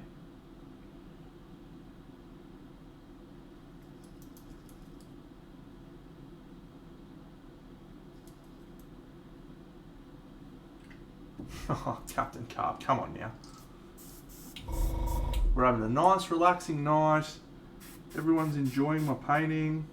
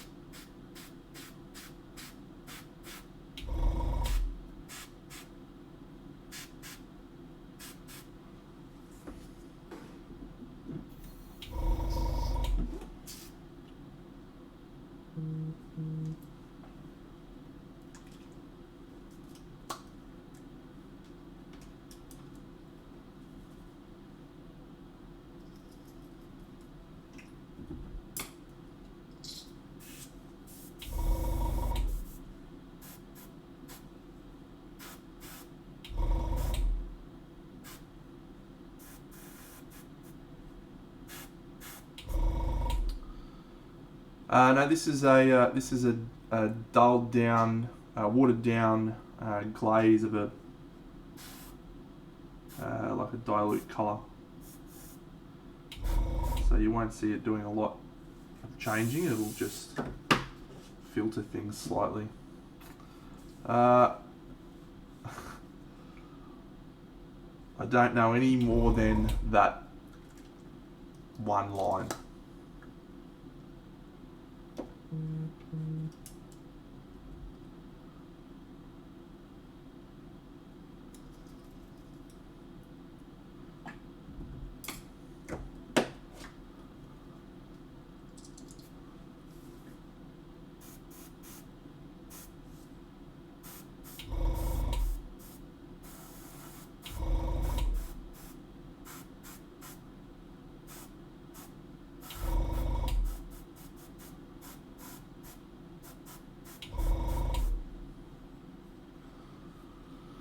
No, it's not water. It's a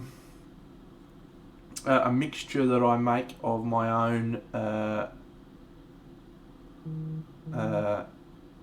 devising, and it is 45% airbrush thinner by Vallejo, 45% water, 10% airbrush flow improver. I mix those things together.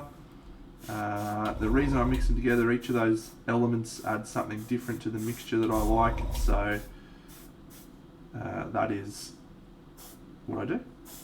There you go. No, it's just water from the tap, just tap water. Little cheeky tap water.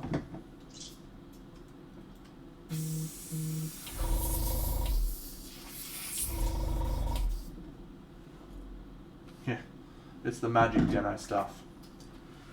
No, you'll get lots of different people use airbrushes who come up with their own mixture that they want to use. Mine is just I tried using complete thinner, and I tried using just water, and I tried using a flow improver, and there was elements of each of those that I liked, but it wasn't until I sort of combined all of them together that I got something that I was satisfied with. Droopy, you're welcome to sell it, mate. I would love to hear about your success.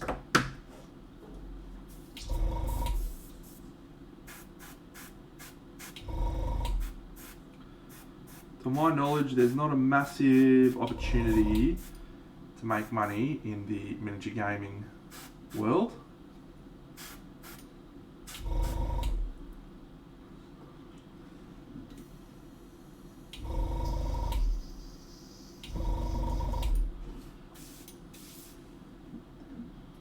Oh, morning, Browntown. Browntown!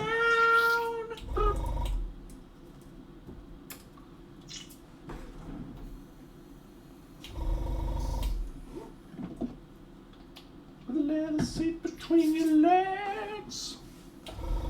Alright, I'm a bit worried about my friend actually messaging me because he's not normally a talkative chap, so let's find out what's going on. You can all admire Wulfgar and his gloriousness.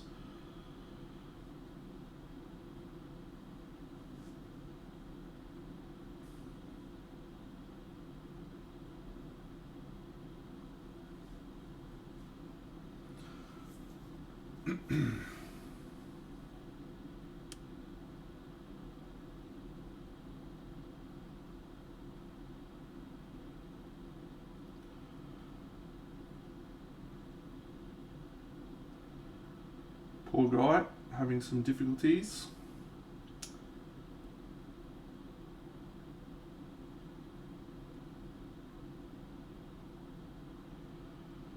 Wants to buy one of my models.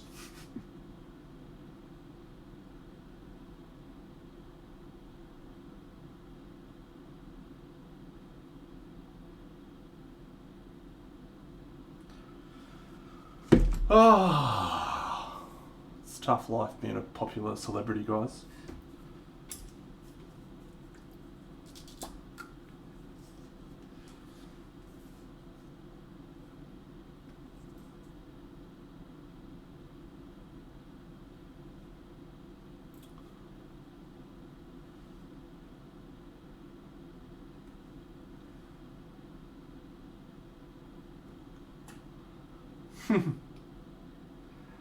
No, this particular gentleman has purchased quite a number of my models, actually. Quite a number. He has a shelf.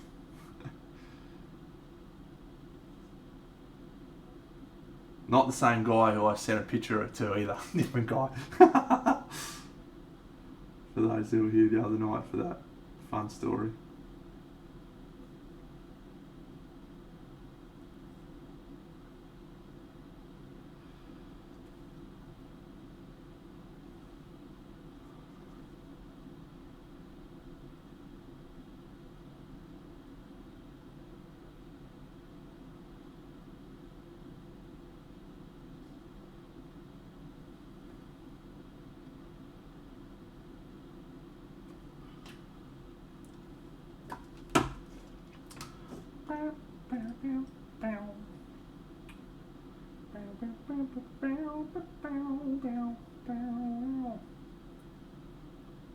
Nice.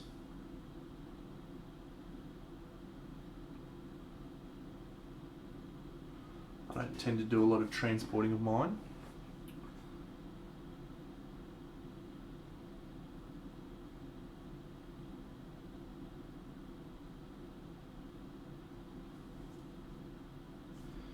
Alright, I think it's time we put everything together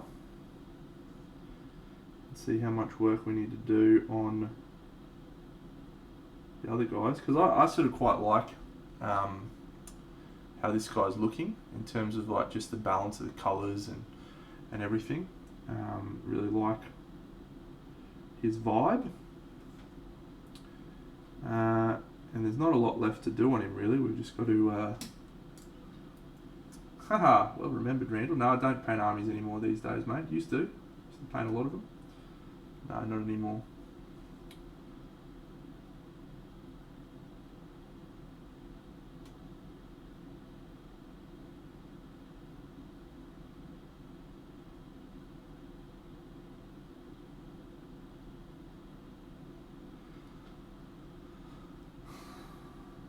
Space racks.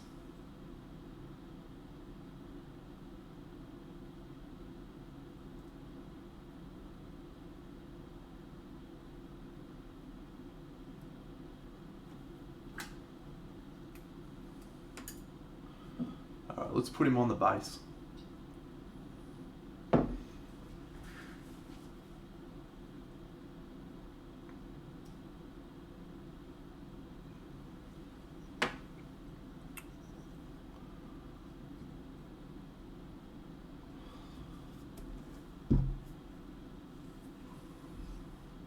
Looks good, doesn't it? Alright. So just, I'm using this column as my guide, right? So when this column has the light on that side, that's the direction of the light. Just to talk on that, like conversions are tricky, right? Because you'll often, your eye will be seeing the different colors of the putty and the grey resin or whatever else has been done, and it just makes you look like it's worse than it is. I've always found that when you spray a conversion, generally it'll look a lot better just because everything's a consistent color. You get used to that. I did actually make a few little trims, and I wish when I look back on it now, this could have been a little bit more recessed in here, and I could have created another little muscle in there, just like on this side. And this again probably just needed to be a little bit more drilled down. But yeah. So yeah, the column's my reference point. I didn't intend it to be, but as I was doing it, I was like, oh, okay, cool, because you got a really simple object to look at what the direction of the light is. So I keep referring back to that now. So when we have half of the light of that column there, we should have roughly half of Wulfgar in shadow as well. So that's sort of where he's at. Now I'm going to use the rule of cool always. The models are always going to have a little bit more value, a little bit more contrast, and are going to try and stand out a little bit more. So we may not have quite as much light on them, but it should still give us a pretty good sense. That feels nice, eh? Like I like the colours and the palette. It does feel like a warm thing. It's gonna be interesting with the snow. I tell you what. I'm thinking I might have to mix some colour into the snow. We'll try that out, I think. Try that out.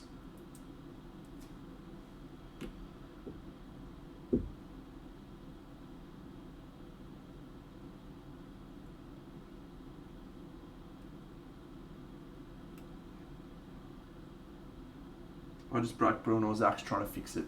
Very good. Anyway, here's Bruno. So Bruno doesn't feel quite as yellow. That's okay because I did a lot of yellow airbrushing on him, so I'm going to do a little bit more yellow on him, and I think that'll help with his face. And this section, it'll feel a bit warmer. And then we'll go back in and add a little bit more of those little sparkly lights. So that's good news. Let's see how Cattibrie looks.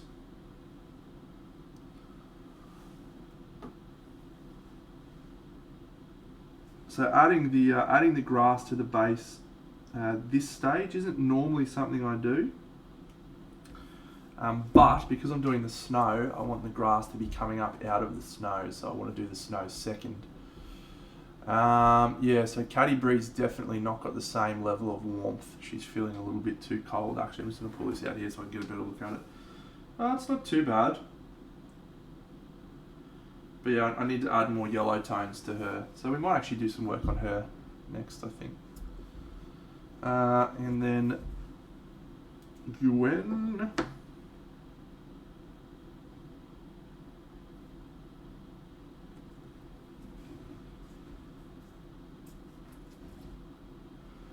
Yeah, so very hard to do a panther. Black is a hard colour to paint, so I am going to need to work on that. So at the moment, I'm gonna do the sunlight. So I'm imagining that there's a mountain range over this side, or this side from where you're looking. This side, there's a mountain range on this side of the piece, and so the light is coming over the top of the mountain, so it's sort of coming down. So we should have a shadow behind Gwen, which will just be on the ground a little bit. Wulfgar is not going to cast any shadow because he's back here. Cattibrie's shadow will be on that rock. Bruenor's shadow should be here, and sort of already is. Regis won't have a shadow. The main one that I'm thinking about at the moment is Drist, who's standing here. His shadow is actually covering this section of Gwen, so I'm sort of trying to concentrate my highlights on this area because Drist's shadow is going to be there. Yeah, okay.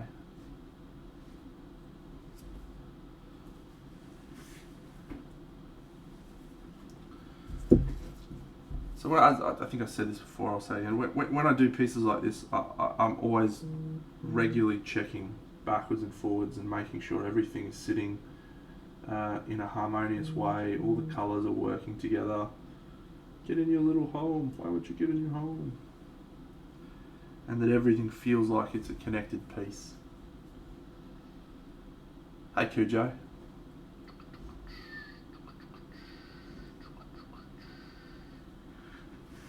Yeah, we're making some headway.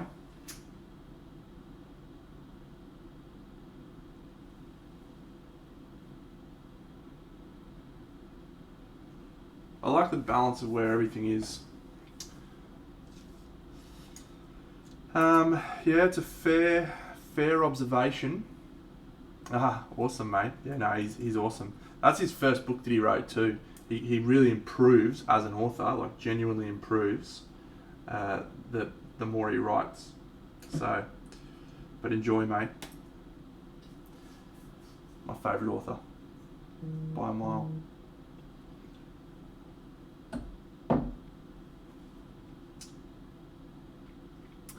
Yeah, so Cattibrie's definitely out of the. It's a good point actually, Shark World. Now I'm second guessing myself with the yellow.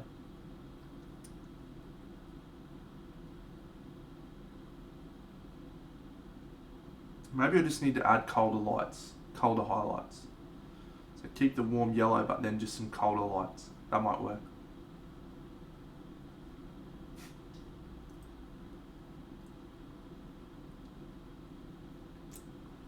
I know, crazy, hey?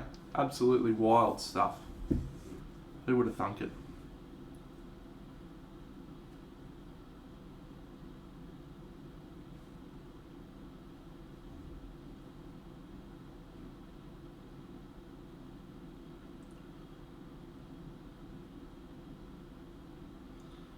Poor dude. He's having a rough time. Alright, I won't reply to him anymore.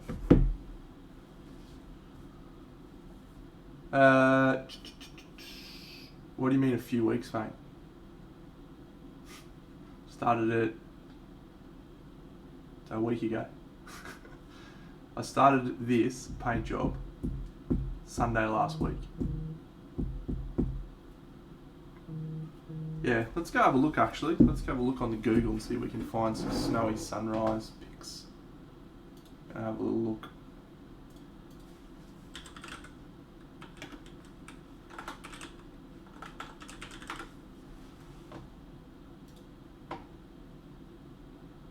Maybe I'm not too far off base actually. There's a lot of cut. Fuck man, some of these pictures are awesome. Fuck, that is unreal.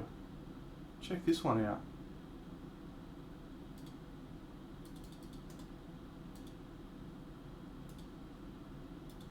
No, it'd be quicker for sure. How cool is that? See how the snow's orange.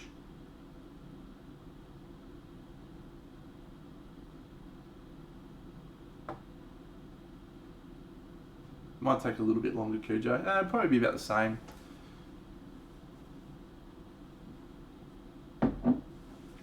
Alright, so that's pink, but then this one feels like maybe more of what my palette is like. Right, blues, yellows. It is more of a peach colour. Yeah, still is pinker.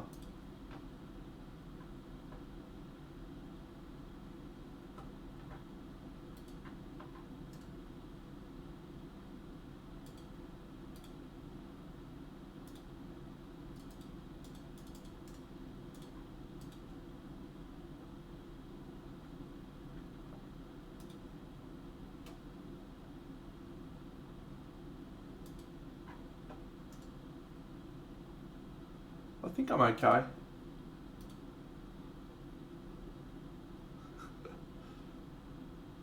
Correct.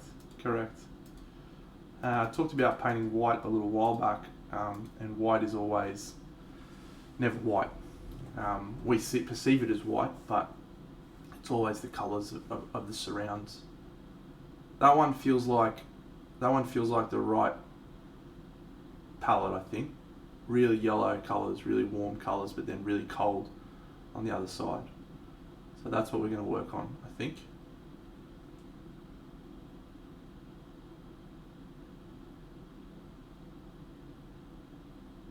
Got a little bit more green than blue though, but it's a fantasy piece. It's not supposed to be perfect.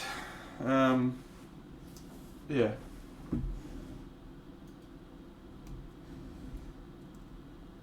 Alright. Very cool, very cool. What a buffhead I am for fucking breaking this thing.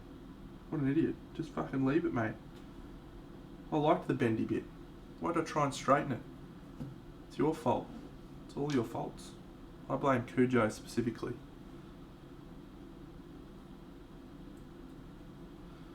Just kidding, Cujo. I love you, mate.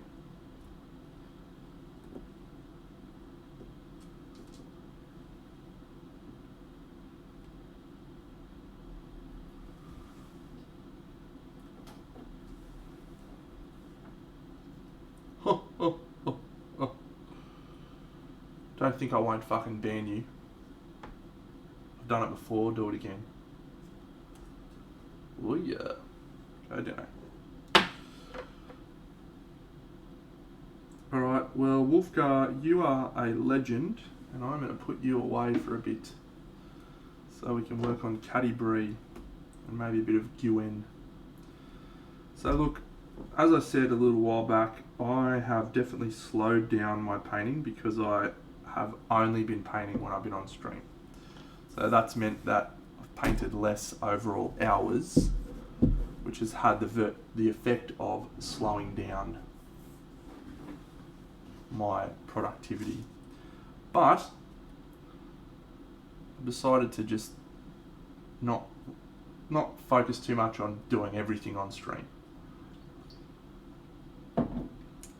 Most of the stuff I will, but on this piece, like I've been painting UN off stream, I'm not worried about that. No one wants to see me paint a panther. Yeah, so we'll just appreciate what we get to achieve together, friends, and be grateful for the times we share.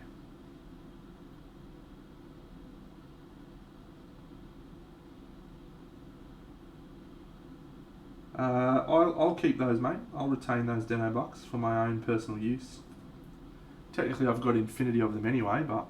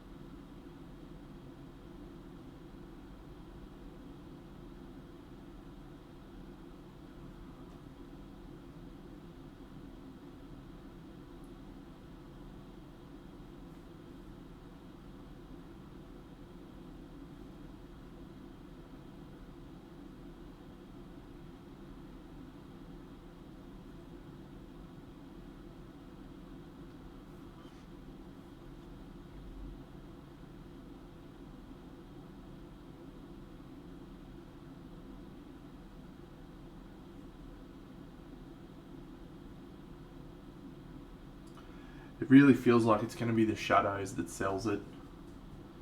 If I can nail the shadows and get them right, that'll create the convincing illusion.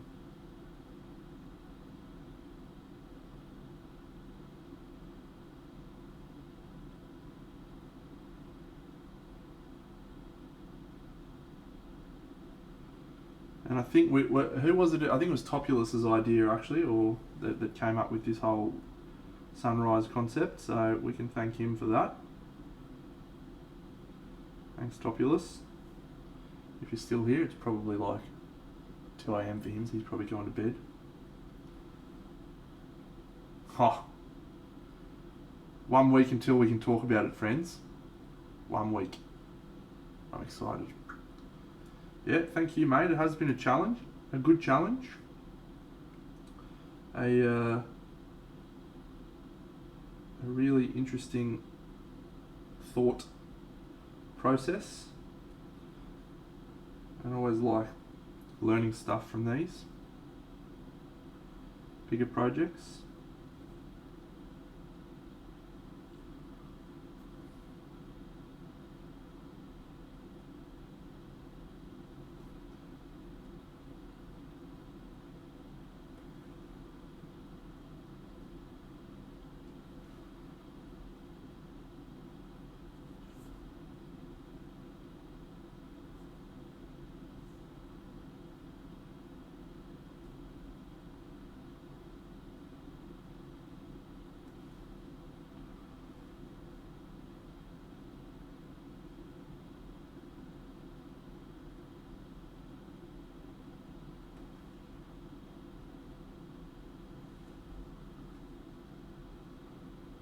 Awesome.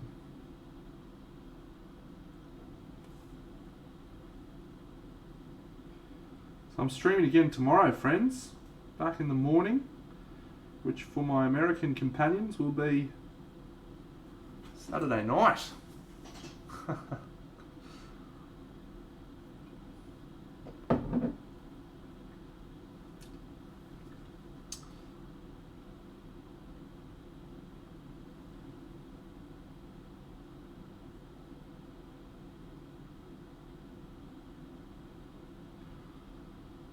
There you go, 2:16, unlucky. Well, no, I'll be back tomorrow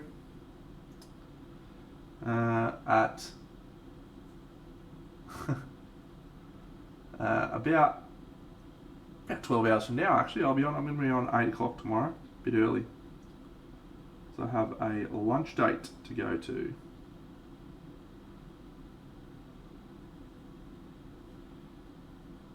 Need to be finished up by 11:30ish.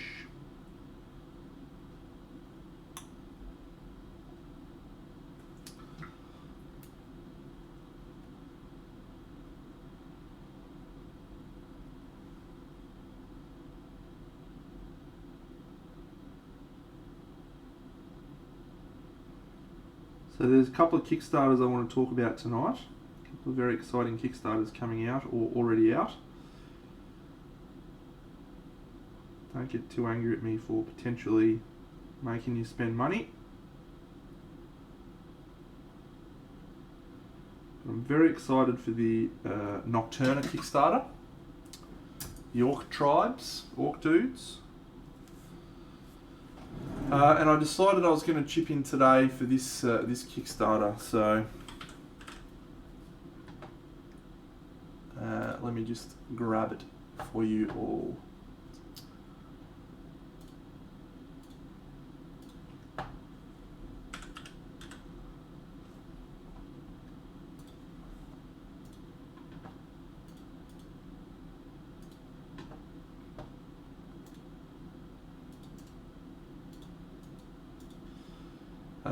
Alrighty.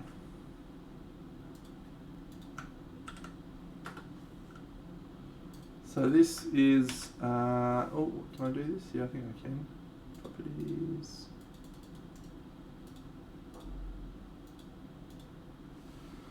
This is the latest one from Mindworks Games. So yeah, I bought in on this today.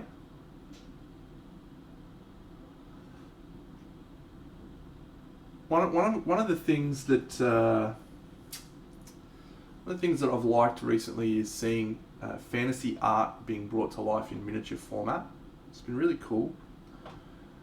But there's times when I also find it a little bit restrictive. Like, I think when you see some of these artworks, like this piece of artwork here, it's so incredible, right? And you get this sculpt of it, and all you want to do is repaint the artwork in a way. And that's what all of the miniature box arts are doing, is they're looking very similar to these colour palettes and these feelings, which is nice.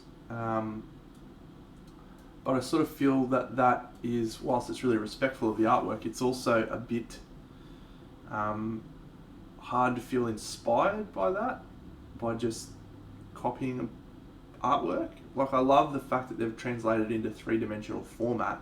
Yeah, derivative. Good call, Cujo. So I see some of these beautiful pieces and I'm like, wow, I love this. This one I like the sculpt of a lot. I feel like that's a really cool sculpt. It tells a really nice story. This one is the other one I really like, although the skeleton's a bit goofy. So I would probably just not include the skeleton in this one at all. So yeah, I just put in for $1 at the moment. I'm just going to have a bit more of a think about it, because love what Mindworks games do. I particularly like the busts, and I feel like the busts you can be a little bit more creative on. They feel less like an homage to the artwork and more like something a bit more unique in and of themselves. So yeah, I'm not sure. I like that mermaid that's been shot, and I like that little like Conan-esque scene with the skeleton. I've got her already. I also like her. So yeah, I'm gonna end up getting some of these, but I think I'm just gonna be all in on the Nocturna. Nocturna is just gonna be straight up all in, because it's big orcs that I'm gonna enjoy doing a diorama on, much like this one that I'm doing right now, like a nutter.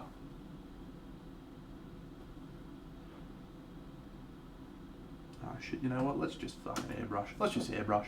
Why not? Airbrush everything, Tenno.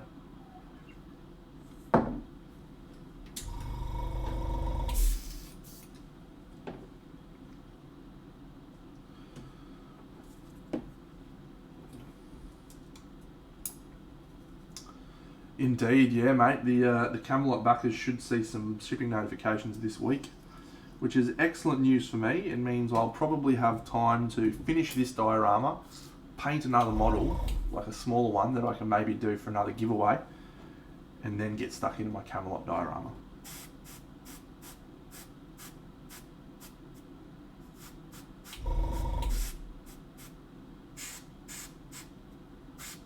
That's my plan at this stage.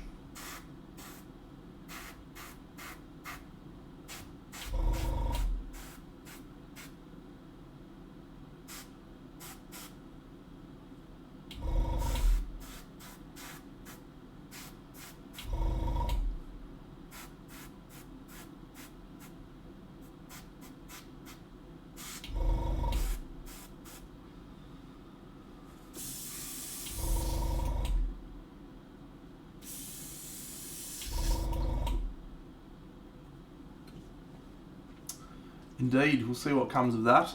Love both of those companies and their peeps in charge, so I'm sure they'll be right up my alley.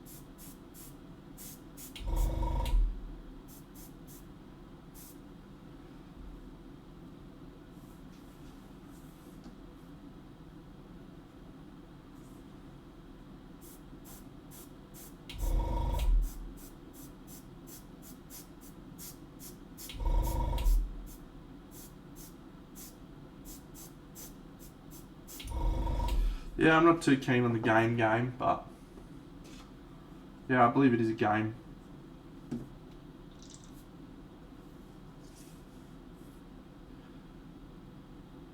I definitely agree. that experienced painters can take things and make their own story and feeling with it, but there's still an element of it's just a copy of someone else's. Don't know.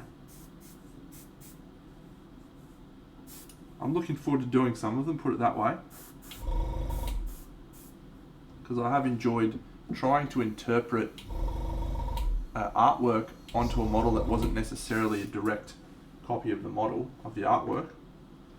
I've done that a few times, but I sort of see that as more being inspired by the artwork as opposed to copying it. It's interesting, one thing I will say is that every fucking one of those models that has come out, you look at them and you just go, that's fucking awesome. How cool is it that they're turning two-dimensional artwork into three-dimensional figures? I fucking jive on that shit.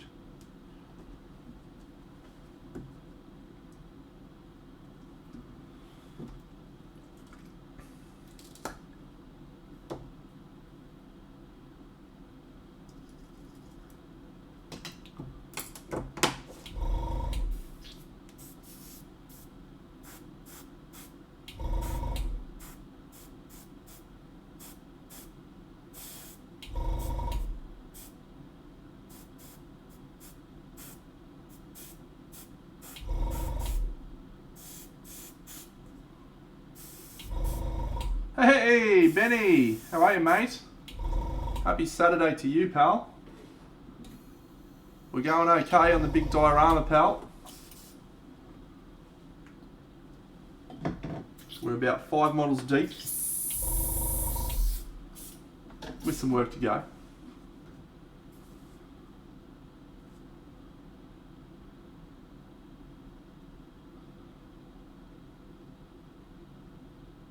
Yep. You know what is interesting, friends? You remember how different the scale was for this guy versus the other one that I had picked? It's cool to see these two side by side now. Wulfgar looks like a fucking behemoth. What a champion.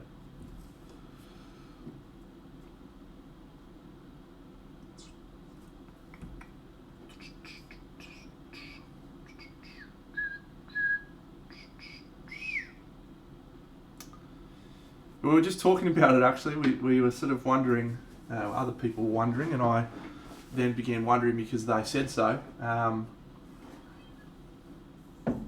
If maybe the lighting was too yellow. So I'm gonna add just some slightly colder lights onto those, but yeah, overall, pretty happy with how we're going.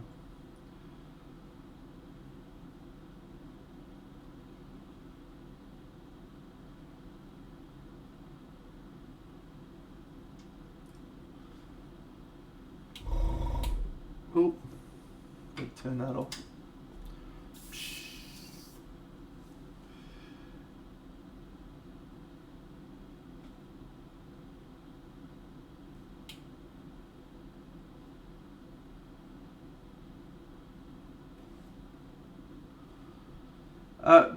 Look, mate. My feeling on the last few Spirit sculpts has been pretty much the same. It's been, oh yeah, that's a great sculpt, and Lucas is a wizard, but I don't think I love that sculpt. I don't know if I want to paint it. But then invariably, a few weeks later after everyone starts getting their copies of them, I'm like, fuck, I really want to paint that now. So I've committed to buying it, even though I might not want it, because I'm pretty sure I will love it when it comes around.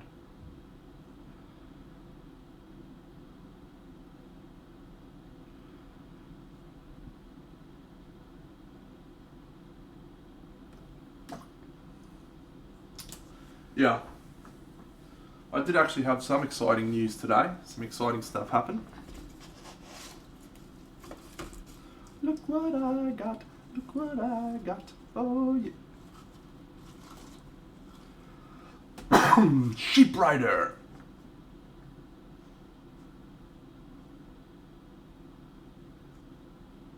guess what I'm going to paint after I finish my thing?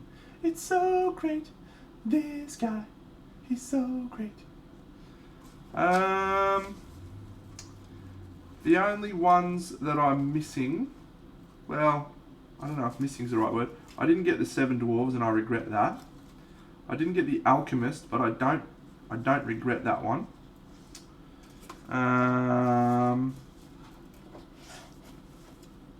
Yeah, we were just talking about it, Cujo. I think I've painted just about... If that one was one of the main ones that was like pissing me off that I didn't buy it, and I wished I did. Let me go have a look. I think I've pretty much got every other one. Yeah, for some reason, the Alchemist is just not one I'm jamming on. Spiritualist.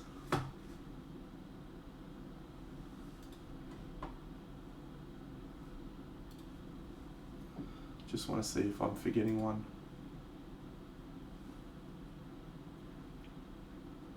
The Troll. The Troll's the other one. Yeah, so I've got Baba Yaga, I've got the 3 Witches. I probably would have liked the Pirate dude, but I haven't painted him. I painted the Elf Rider, I painted Mama Booho, and I probably would like the King of Goblins actually. I definitely didn't want the little gnomes. I didn't go to school, I didn't want them. I did Orc Kong. I probably would have liked the Fawns, but I'm not fussed on those because I'm more about angry fighty dudes.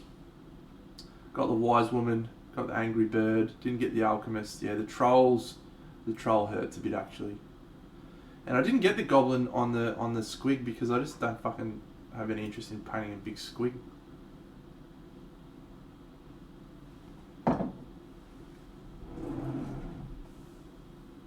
Wrong Baba Yaga, Jan. This Baba Yaga, mate. I'm just going to grab it out. Is that alright? Just going to show everyone my Baba Yaga. Is that cool? We cool with that? We cool with this?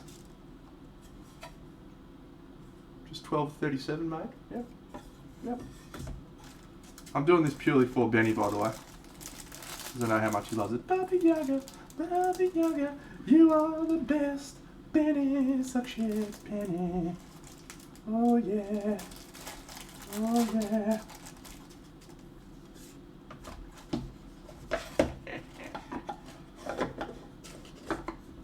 And that is an excessively sized box.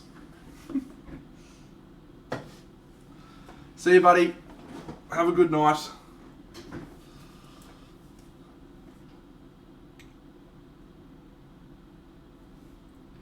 Maybe this is the guy to test my theory on.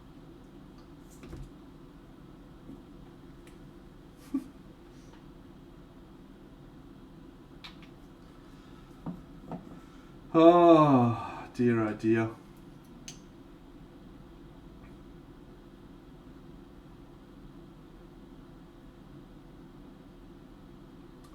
So yes, I will buy that guy. I will buy that guy.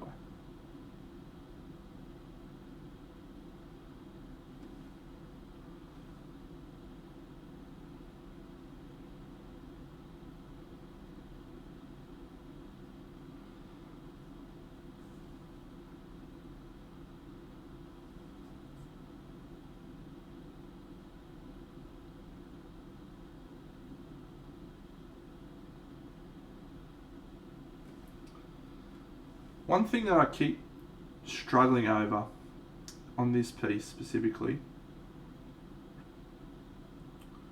is just around how far I want to take the lighting. This guy's a great example, right? So these pants are supposed to be blue. They don't look blue at the moment, they look warm yellow. And that's good because it reinforces the color palette, but it's bad because it doesn't look like blue. So I'm not sure how much I want to change that. There's a part of me that thinks, yeah, I want to change a lot. So I want it to be blue pants. But I feel like the way that this model, the whole piece is shaping up, that there's just, it's a different style to how I would normally paint, and it's got a different colour feeling, and maybe that's okay. Maybe I should just roll with it.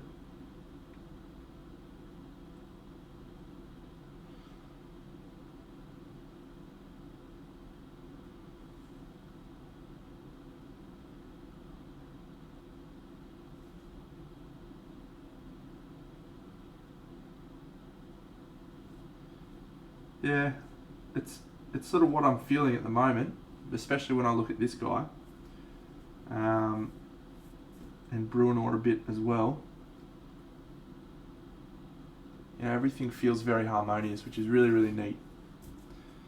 I just don't want it to be everything ends up looking like the same surface, the same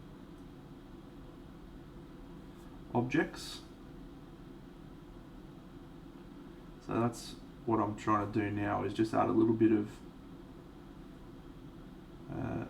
differentiation between each surface, so they still feel like different areas. It's been fun to paint though, I have to say, friends. It's been a fun little paint job so far. I think I'm going to do a contrast paint over this guy's cloak.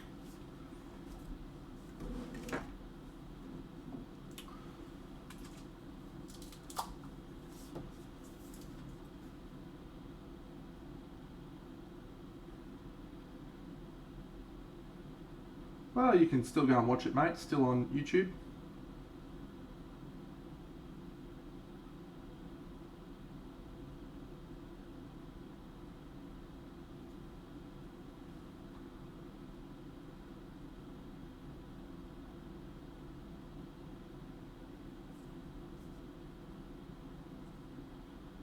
You'll be able to enjoy the finished piece when it's all done, probably by next weekend.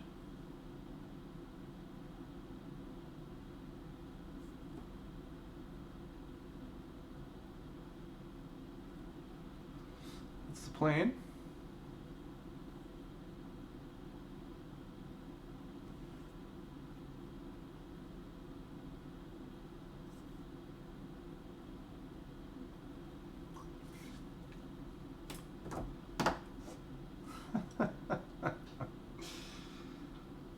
No. Nice try, but no. I shall make cash money for this. One hopes, anyway. And if I do not make cash money, then I shall have a glorious Companions of the Hall diorama sitting in my cabinet. Glorious!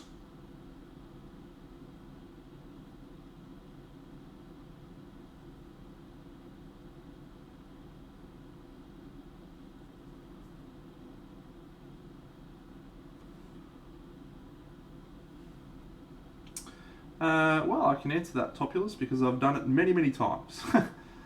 There's a few things I do. The first is I do glue everything to the base. Second thing, I do use varnish quite a lot, so that helps protect the models during transport. But the main thing I do to keep models safe is I put them in a plastic container and I screw them to the bottom of the container. So I have many and varied plastic containers around. So yeah, I get some screws and drill them through the plastic into the base of the model, and then I fill all of the void with beanbag balls.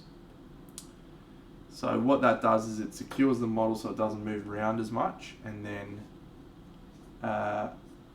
all of the void fill stops it from shifting around.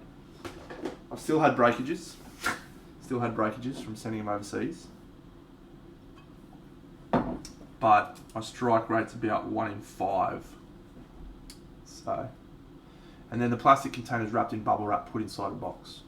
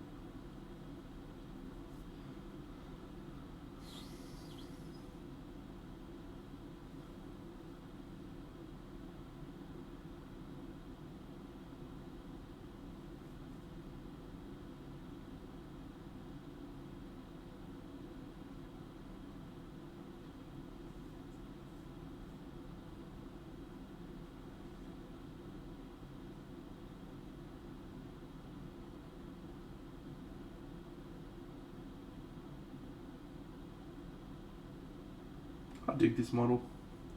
This is a great model.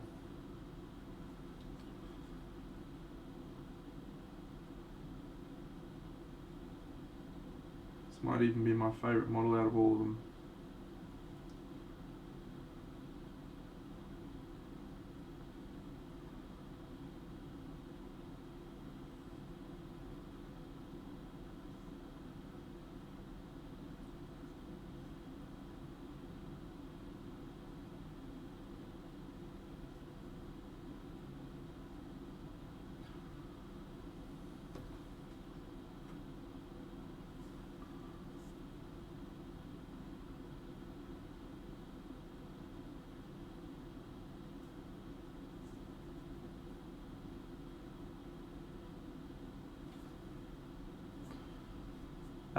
There's a few female ones by Black Crow Miniatures. Some really cool little halfling chicks. One with an axe and one with a shield. And yeah, axe and shield. And there's another one that's like stabbing with some daggers. So yeah, there's a few, but yeah, you don't see a lot of them.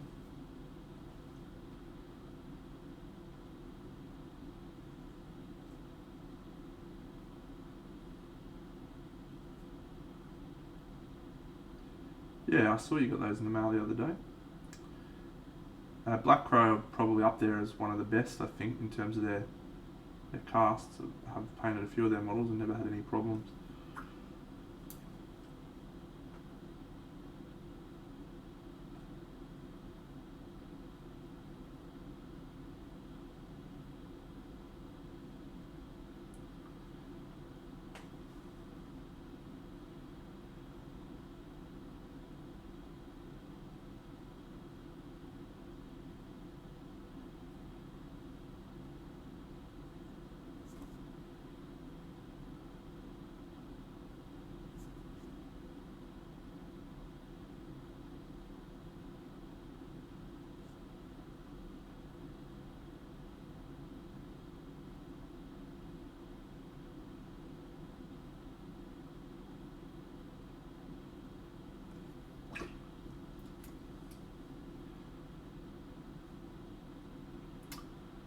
Yeah, that's just contrast paint, man. I'm not going to claim anything there. That's fucking absolutely nothing but dry brush with fucking white and contrast paint.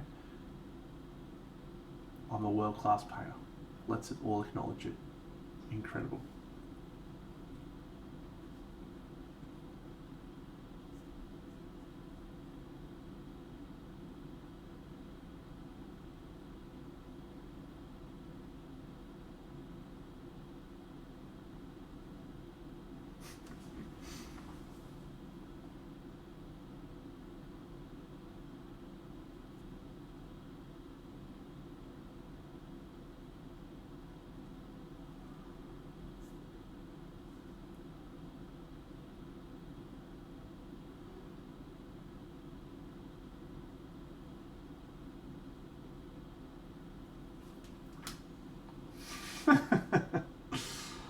It was my favourite compliment I've received so far today.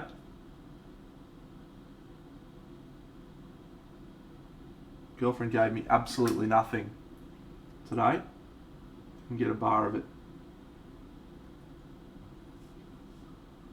I sometimes genuinely think she hates me.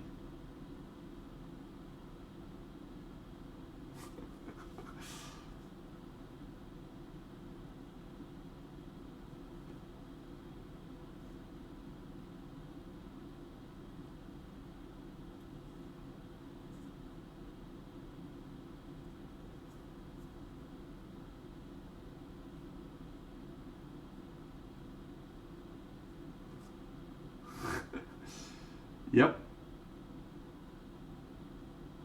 Exactly the same. Might be my problem, come to think of it.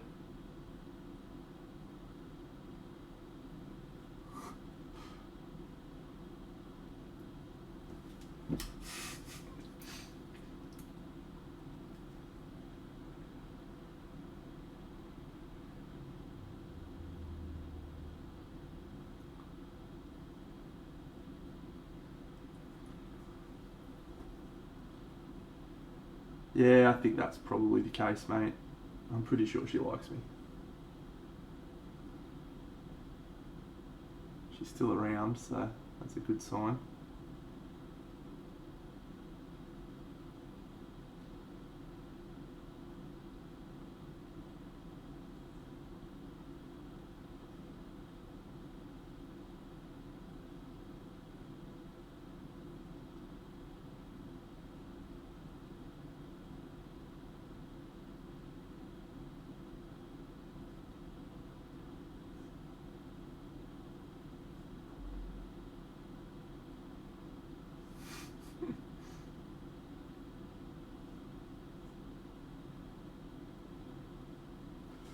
Oh yeah, I think I talked about it in the stream the other night. She took Hugo out for a walk and he fucking picked up a dead bird. He was chewing away on the dead bird, so she had to grab it out of his mouth.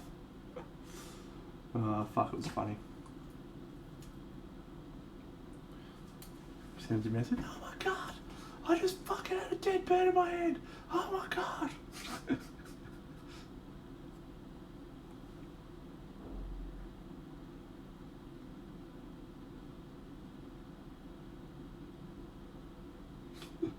Fucking dogs, eh?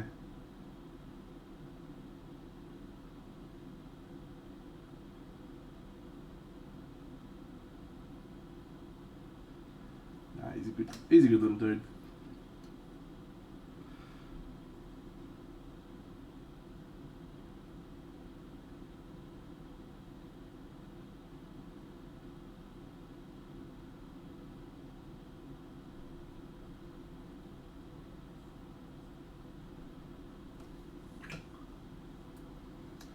Okay.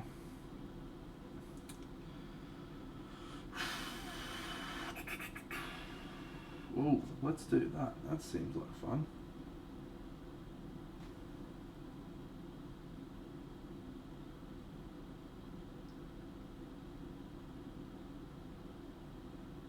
For those avid book readers following along, I'll see you, Voodoo.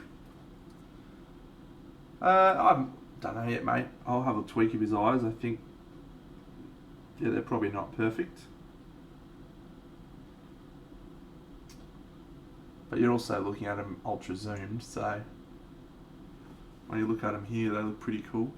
Not quite perfect though, this one's a bit wonky. We'll see. We shall see.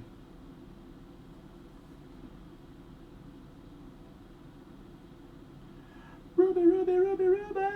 Whoa, whoa. What you doing to me?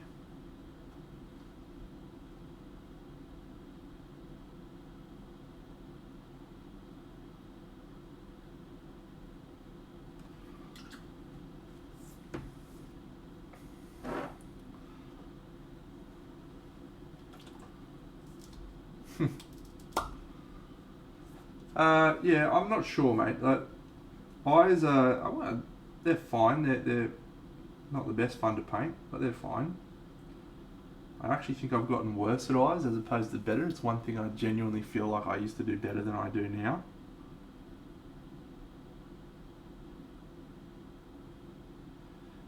But I also don't put as much effort.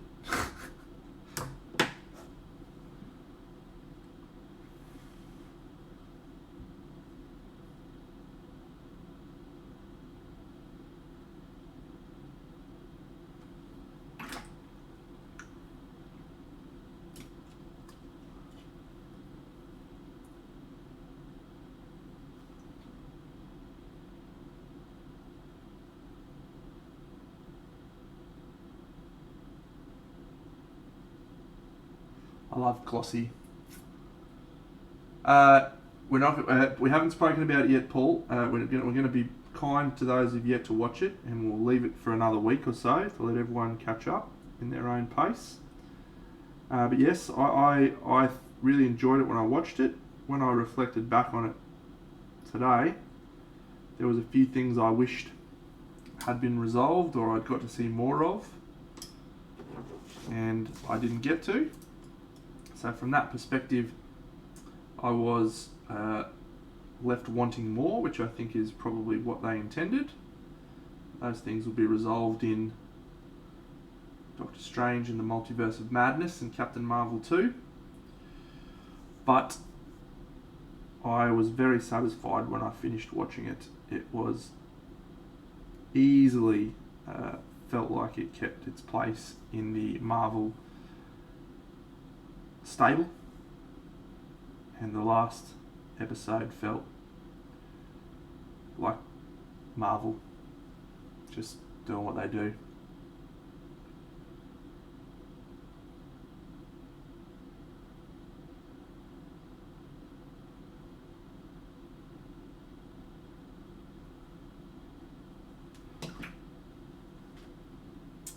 I haven't written off the idea of doing another season, but they've got 2 other shows coming up now, which will be Captain America and the Winter Soldier, which looks a little bit more action oriented, and then probably in another month or 2 after Captain America and the Winter Soldier, Winter Falcon, Falcon and the Winter Soldier. Well, he's Captain America, right? Or is he? From what I've seen of the trailers, I don't know if he is. And then they've got Loki. And Loki looks like it will be the best of the 3, in my opinion.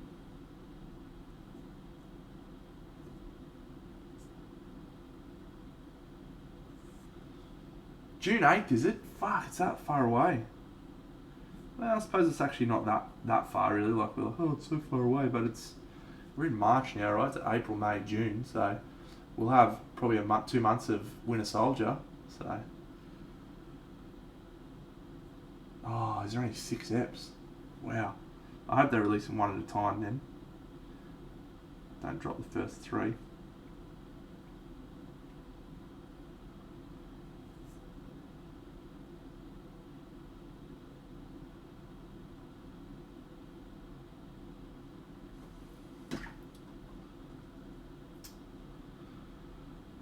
Yes, he was fantastic as Loki.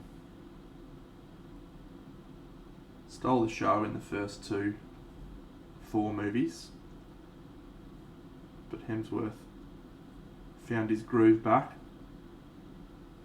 Or probably fair to say that Hemsworth got told to be funnier by Taika Waititi, and so he did, and everyone realised he was a fucking comedic genius.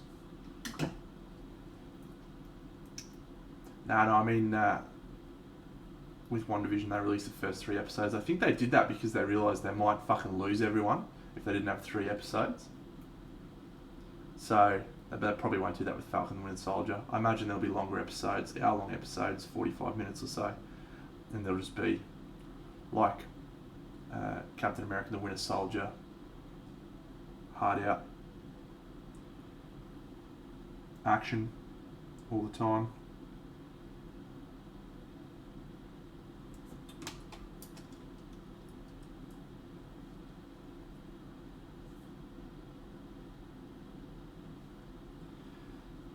So it's been really interesting having the Marvel movies become as successful as they were, because I was never really like a mad comic book fan, but I sort of kept abreast of a lot of things that were happening, and every now and then I'd read one. But I know more about the comic books now because every time I watch one of the movies, I'm like, oh wow, that's awesome, and I go and find out about what happened in the comic books. So it's been really interesting. Because I've learnt so much about the comics and the characters' motivations and how they've differed and how they've stayed true. Marvel have just done a glorious job. Absolutely glorious job.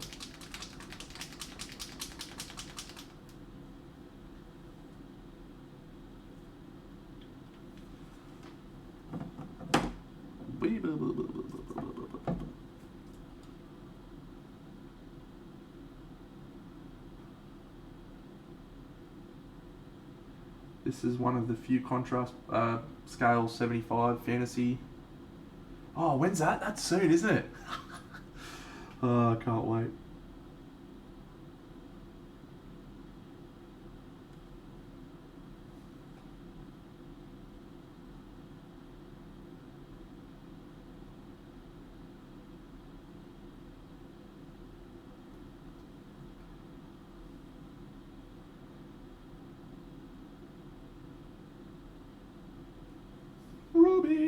ice on his neck.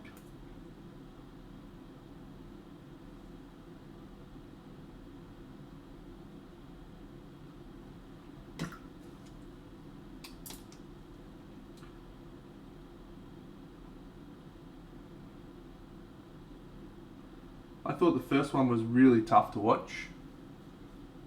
Did not enjoy it at all. Got to the end of it and thought, well, if the whole show is going to be like that, I don't know if I'm going to make it. Second one I enjoyed a lot more. Third one stabilised it. And then the fourth onwards were just awesome.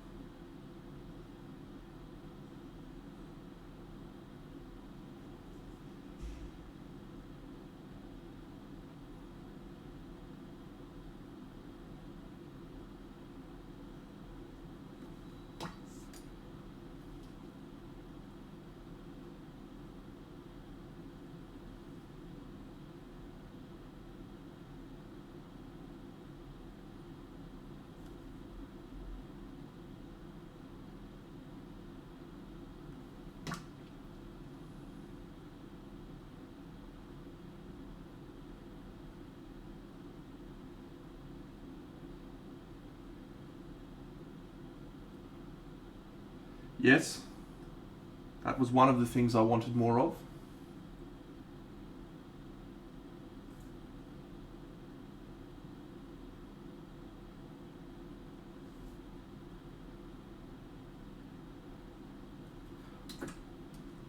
Thanks, Droopy.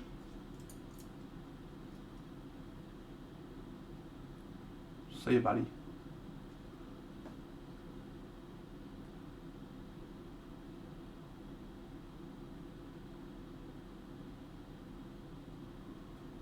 Oh, yes.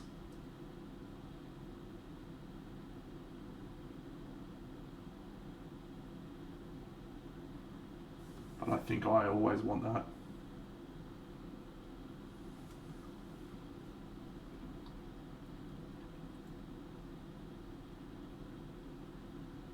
So actually, I said to my girlfriend that tomorrow afternoon we are going to watch all of WandaVision from start to finish together. She's not happy about it, but I said I'm going to do it. I'm going to do it. And you're going to have to enjoy it. And she said, I hate you. I said, excellent.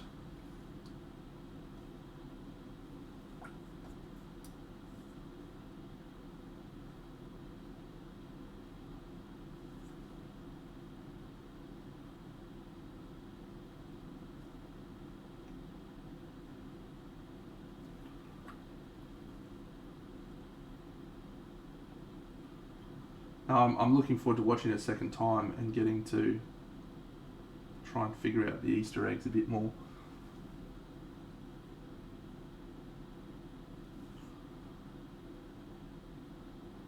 Because I feel like there's some really cool Easter eggs throughout the first few episodes that will be very neat on a rewatch.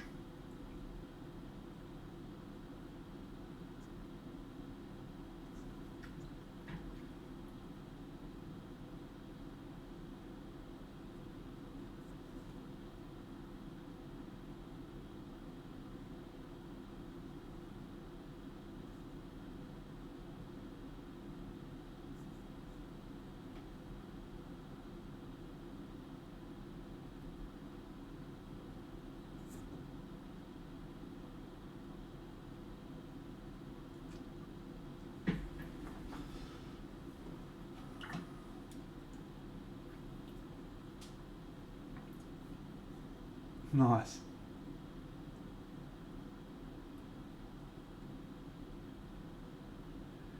Good Rumble. You'll probably enjoy it.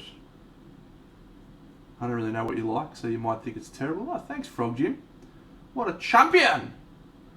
Your chance to win.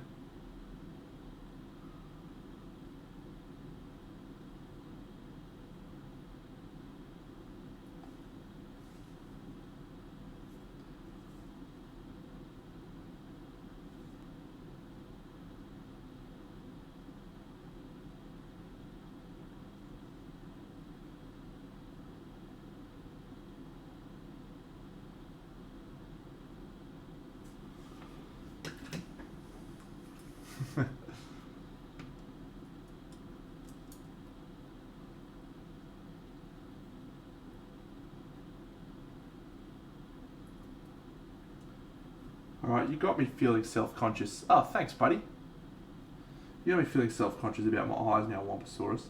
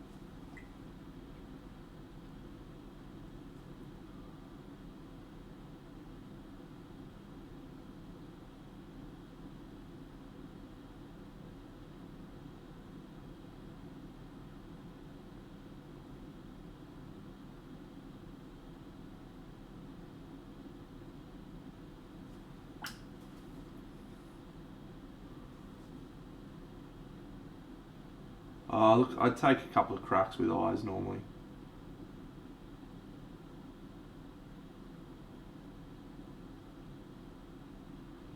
Sometimes I land them first time.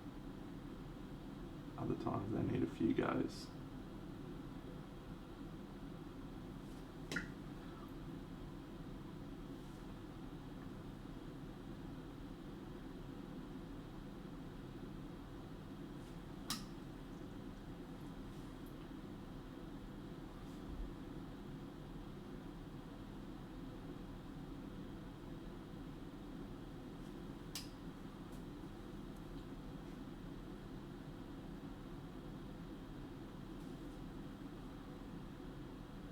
Ooh, Cujo, good question. Let me finish this, mate, and then I'll answer it.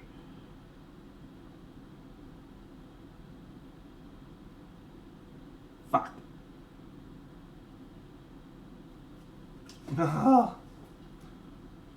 Hey, X-Tab. I don't know what you're going to get in 8K that you don't get in 1080p. I can already see absolutely everything that I need to see on miniature painting in 1080p. But as Xtab just said, it's like for the dudes when it comes to painting.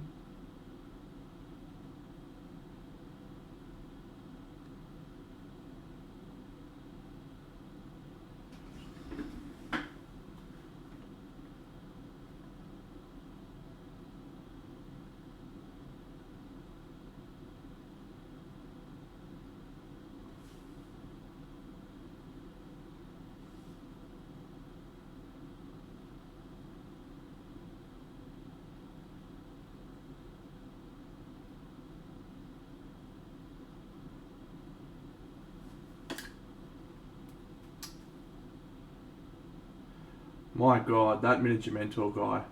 Fuck me.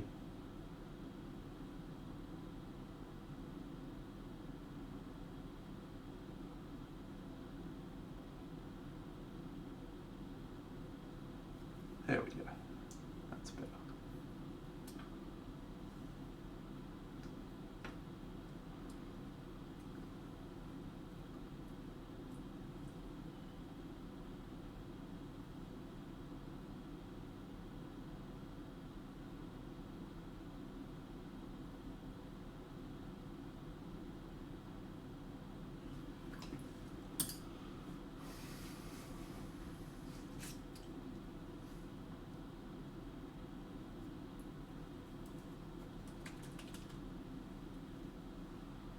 Oh, there's enough people out there that'll pay for it, I reckon.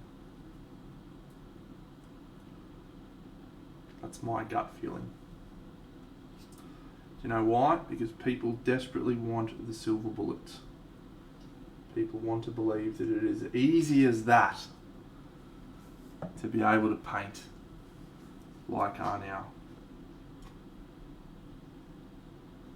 Just have to watch his video and you'll be able to do it. It's as simple as that, friends. Bang. And they'll market it that way and nuffies will lap it up.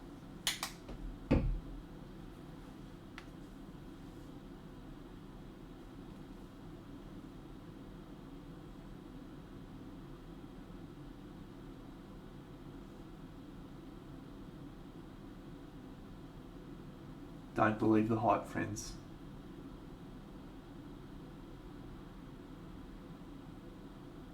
There's only one way to paint like Arnau. And that's be born with so much talent that you can just do it. It's talent, it's not hard work, guys. You can just do it because you got so much talent. Hey, I'm going to show you a cool Instagram page I followed today because they posted a fucking legendary picture. I want to show it. It's great. Ooh, I'm getting excited. Yeah, Roglin's good. I like Robert. He's a weird dude though. Oh, KPV, I am talented, thank you. Let's put pictures of Hugo into the chat.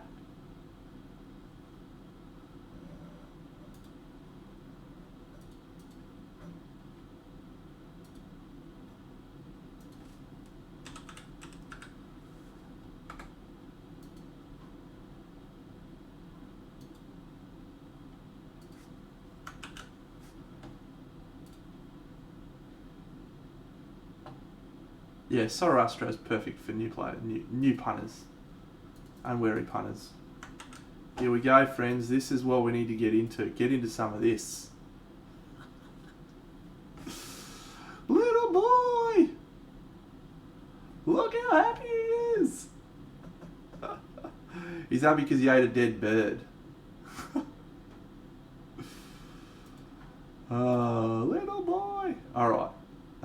No, that wasn't actually what I was going to show you. But he's a cutie.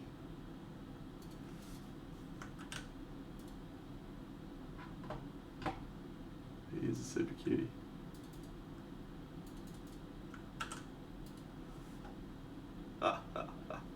Oh, what a guy. Alright, now I'll show you this. I was actually going to show you an Instagram thing for realsies. So I follow this page and it sounds like a really dodgy page to follow. I promise you it's not.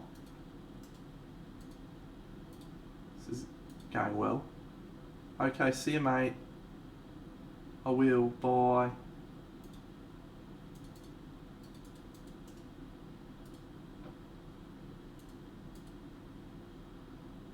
So this is a page that posts pictures of women in armor. It sounds creepy, right? But it's such a fucking awesome reference for non-metallic metal. Look at this. Exactly, Jen. That is just prime stuff where you can see how the light interacts. Look at that. That helmet is so useful to see how it looks. No, this is just photography. People in actual suits of armor and how it genuinely interacts with the light and in reflections of the environment. Exactly. So this is the page if you want to see it. And yeah, so there's Weet-Bix.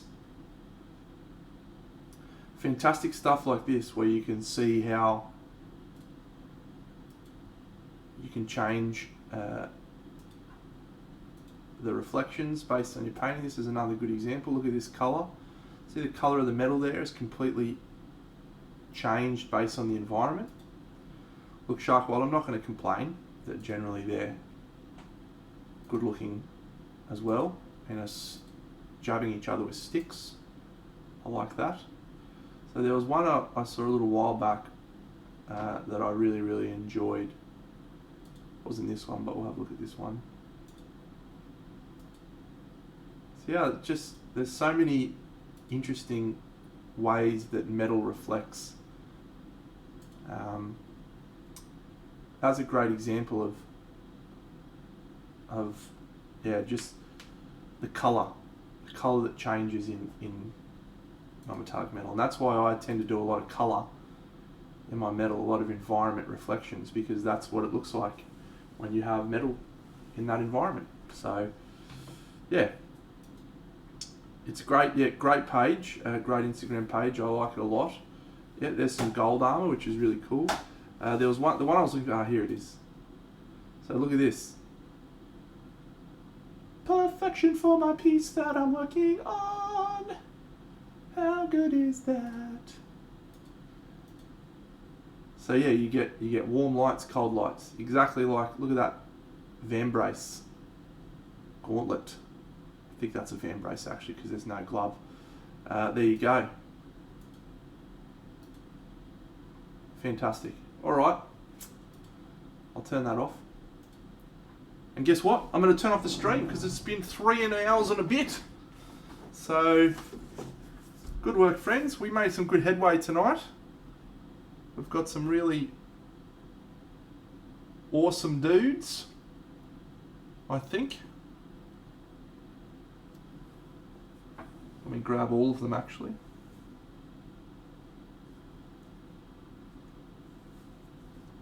This is going well, don't I? One of your best, mate. Yeah, they look better now. They look better now. Cool. Cool. So, 2 things I like. I like that little pop of colour on Regis's little necklace.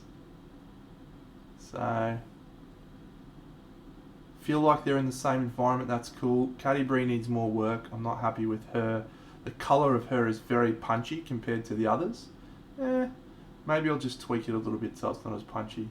Oh yeah, we do. The Gem. I named the whole book after it.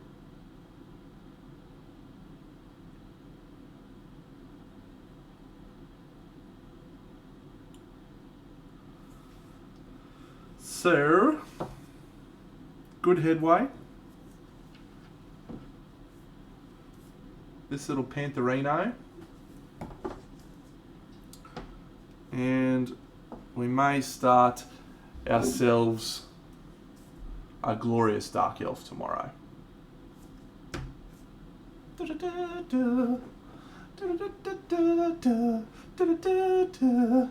The final countdown.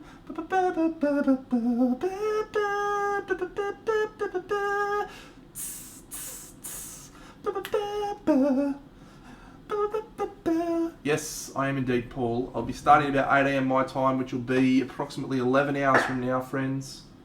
Let's go raid someone new. Raid a motherfucker. We're leaving tonight.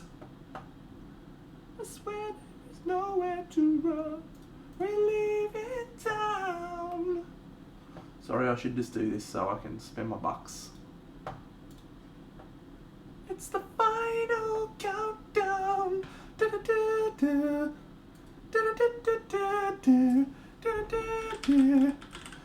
final countdown.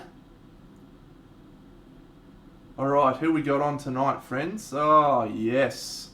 Mini Den's on. That guy's doing some fucking awesome stuff at the moment. Oh, there's a guy called Beer Gamer. Oh, it's in Spanish. That's a shame. Pintando a Cthulhu. That means painting a Cthulhu. My Spanish is excellent. Oh, there's a dude called Aaron J. Bang. Have we rated him before? Any suggestions, friends, from the chat?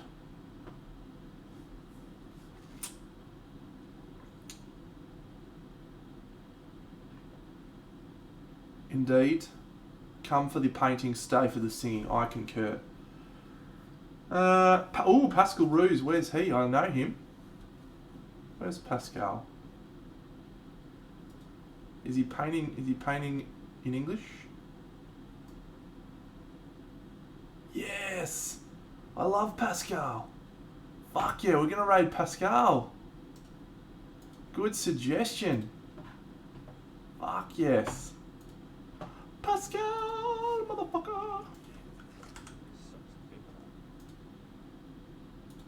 Red! He's a really good painter, this guy. You should get on this raid if you're not. Get on this raid if you're not. Fucking get amongst it. Ready, friends? Thanks for a great stream. You're all amazing. Red!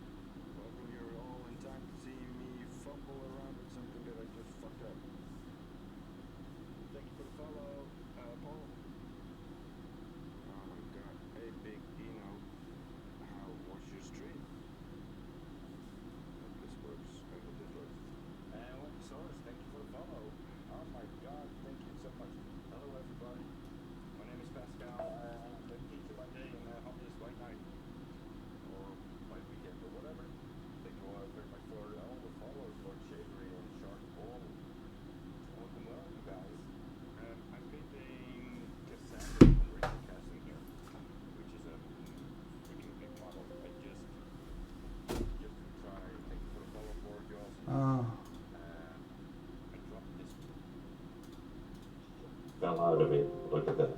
I'm trying to glue it back now. Oh, thank you for the follows. Guys, thank you so much. Awesome dudes.